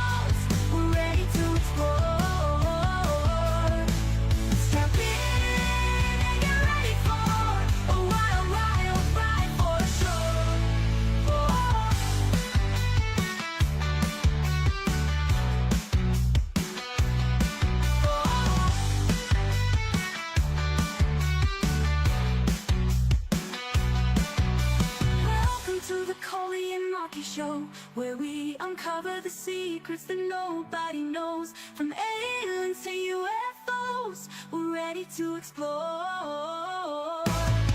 Strap in and get ready for a wild, wild ride for sure. Welcome to the Coley and Rocky Show, where we uncover the secrets that nobody knows. From aliens to UFOs, we're ready to explore. Strap in and get ready for a wild, wild ride for sure. Oh, wow. All right, ladies and gentlemen, welcome back to the Coley and Marquis Show. All right, Coley, Mark, Coley, we're coming back in. That was a couple-minute break. They will be back with us, guys. Just hang tight here for a second. All right, cool. We can see you. So, give me 1 second. Wow. Thank you. Sorry, allergies kicking my butt. So, we're doing a little bit of an after show. So everybody in the chat stayed. Thank you for that. So anyway, just to kind of, I didn't want to cut you guys off. I'm sorry for that, but I had to. That Helix Rock Radio was like more strict. They have other people that kind of got to get in. So I wanted to respect. Oh yeah, that until time. you close that out. I forgot about Yep. that. Yeah, aside from the 2-hour gaff, but Oh, that was listen, man. I got all honesty, like, you know, I'm still getting into the rhythm, but I am far better into the rhythm than when we first started doing this. It's just like, you know, I'm maintaining quiet. Tornadoes Yeah, striking. it's like Oh my there's God. like all kinds of stuff that's going on. It's not even your, you know, your YouTube channel that you're broadcasting on. Dimensions of Reality podcast. I'll send you. Let me send you a link here. Give me 1 sec. Yeah, and we did this so we were able to kind of negotiate for live chat. So 'Cause we couldn't. Yeah, we can do with a the live radio. chat with the radio. Yeah, Okay. and then I'll it won't let you stream off of YouTube unless you have a certain amount, I believe, right? Yeah, you have to have so like for Facebook we needed a certain like 60 days before we could live stream.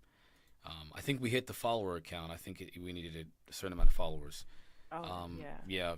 And I was gonna do Twitch, but I really don't feel like bringing in. To be totally honest, I don't feel like bringing that audience in. Not right now. Maybe later. But it is a good platform to multi-stream on. So I kind of because it's a completely different audience. Like YouTube is a different audience. Facebook is a completely different audience, and so is Twitch. Plus the radio. These are all different people that are seeing us from different places. I think the radio side has a lot more people listening to us than the YouTube side. Actually, from what Brandon tells us.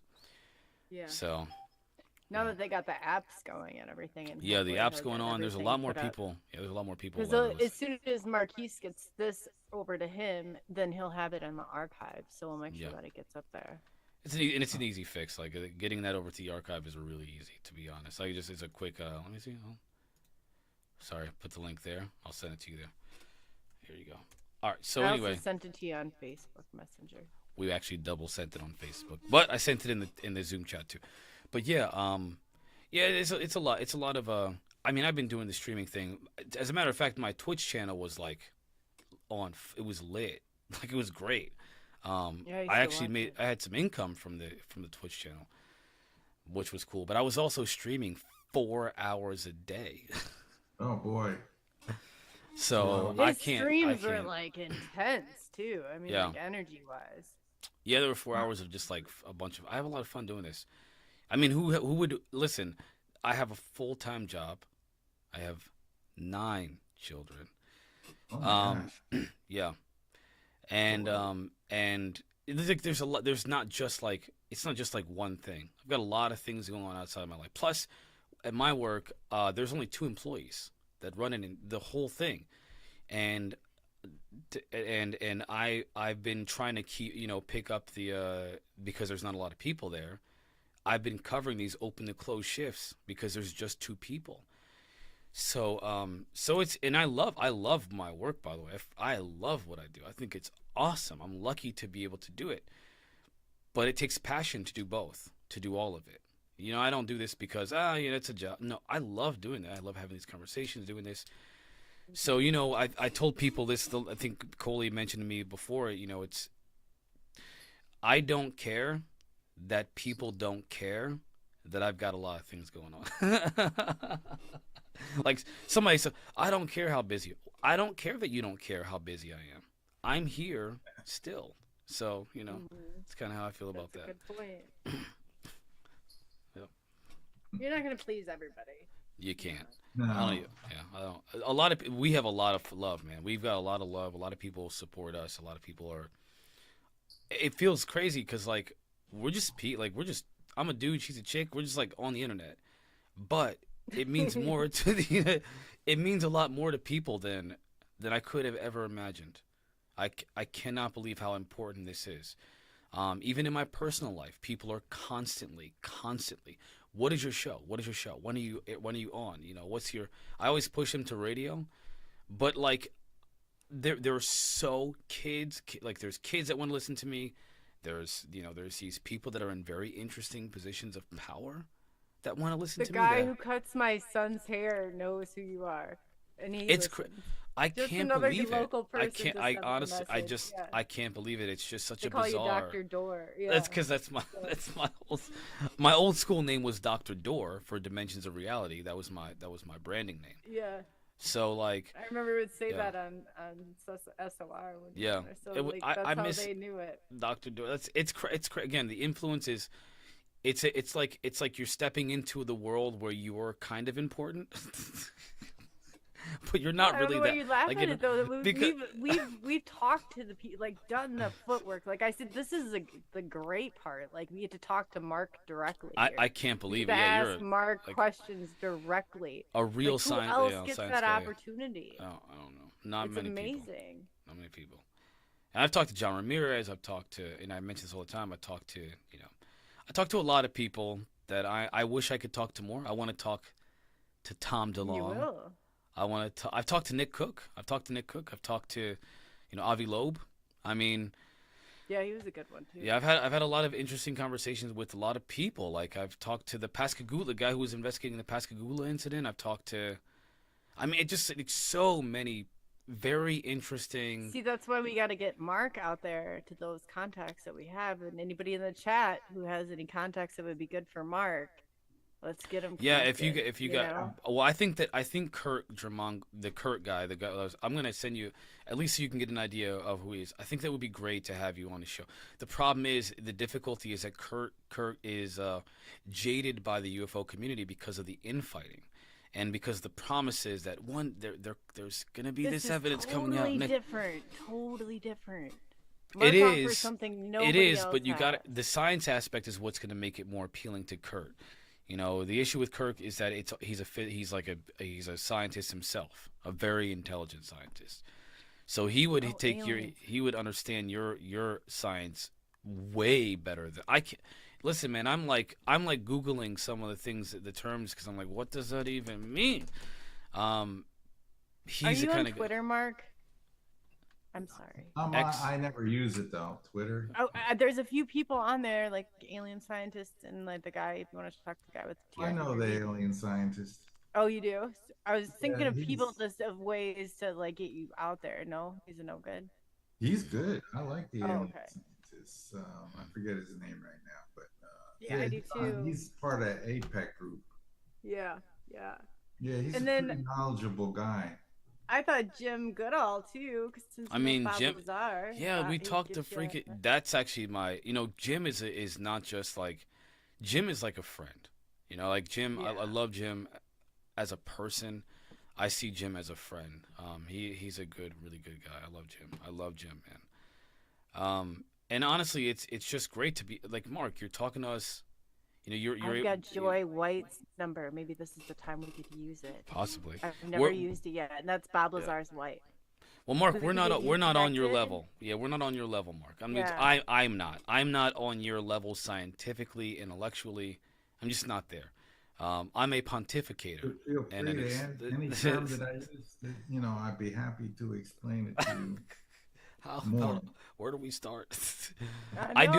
know. I will say, for me, I do have to like. I'm willing to have this conversation for a little bit longer. I am on a. I mean, this is what the. I was, like I said, I did work the 12 hour. I'm tired. I just wanted to give you time in case there was anything else you wanted to talk about. It is 12:20 p.m. my time, Yeah, and I do yeah. work tomorrow again. All right, Open to close. yeah. So I had to Well, give you Mike, that. we're gonna have you back because there's actually some spots that I have to fill anyway because of Marquise when I get some dates or whatever that we're gonna do some Just do pre-records. do But it. it will be live on Facebook. I'd like to get you back. The more I hear you, the more I understand, and the more I like. There's. Oh my gosh, I would love to have you back. The universe is actually quite simple. There's only one thing that really exists physically, and that's space. The ether, they called it back in the early 1900s. Everything is made from that. My whole theory comes about because of that. And if you keep that in mind, you realize particles are just configurations, waves within space, and they have certain structures. It's basically a simple theory that really comes from the old timers. And it's a beautiful, simple, very clear, sensible theory. And if you get it down good, it's like jaw dropping. It says, oh, wow, that makes sense. It's that simple. Mm. Just everything comes from space, the ether, which I believe is part of, and in fact is the God consciousness. So that consciousness manifests this physical reality by virtue of that one material substance, quasi-elastic solid. That's it. And that's what CERN is looking for, right? CERN, they're quantum mechanics, and quantum mechanics is, look at there's two buildings to climb to get to the truth, and their ladder is on the wrong building. Oh. Dang.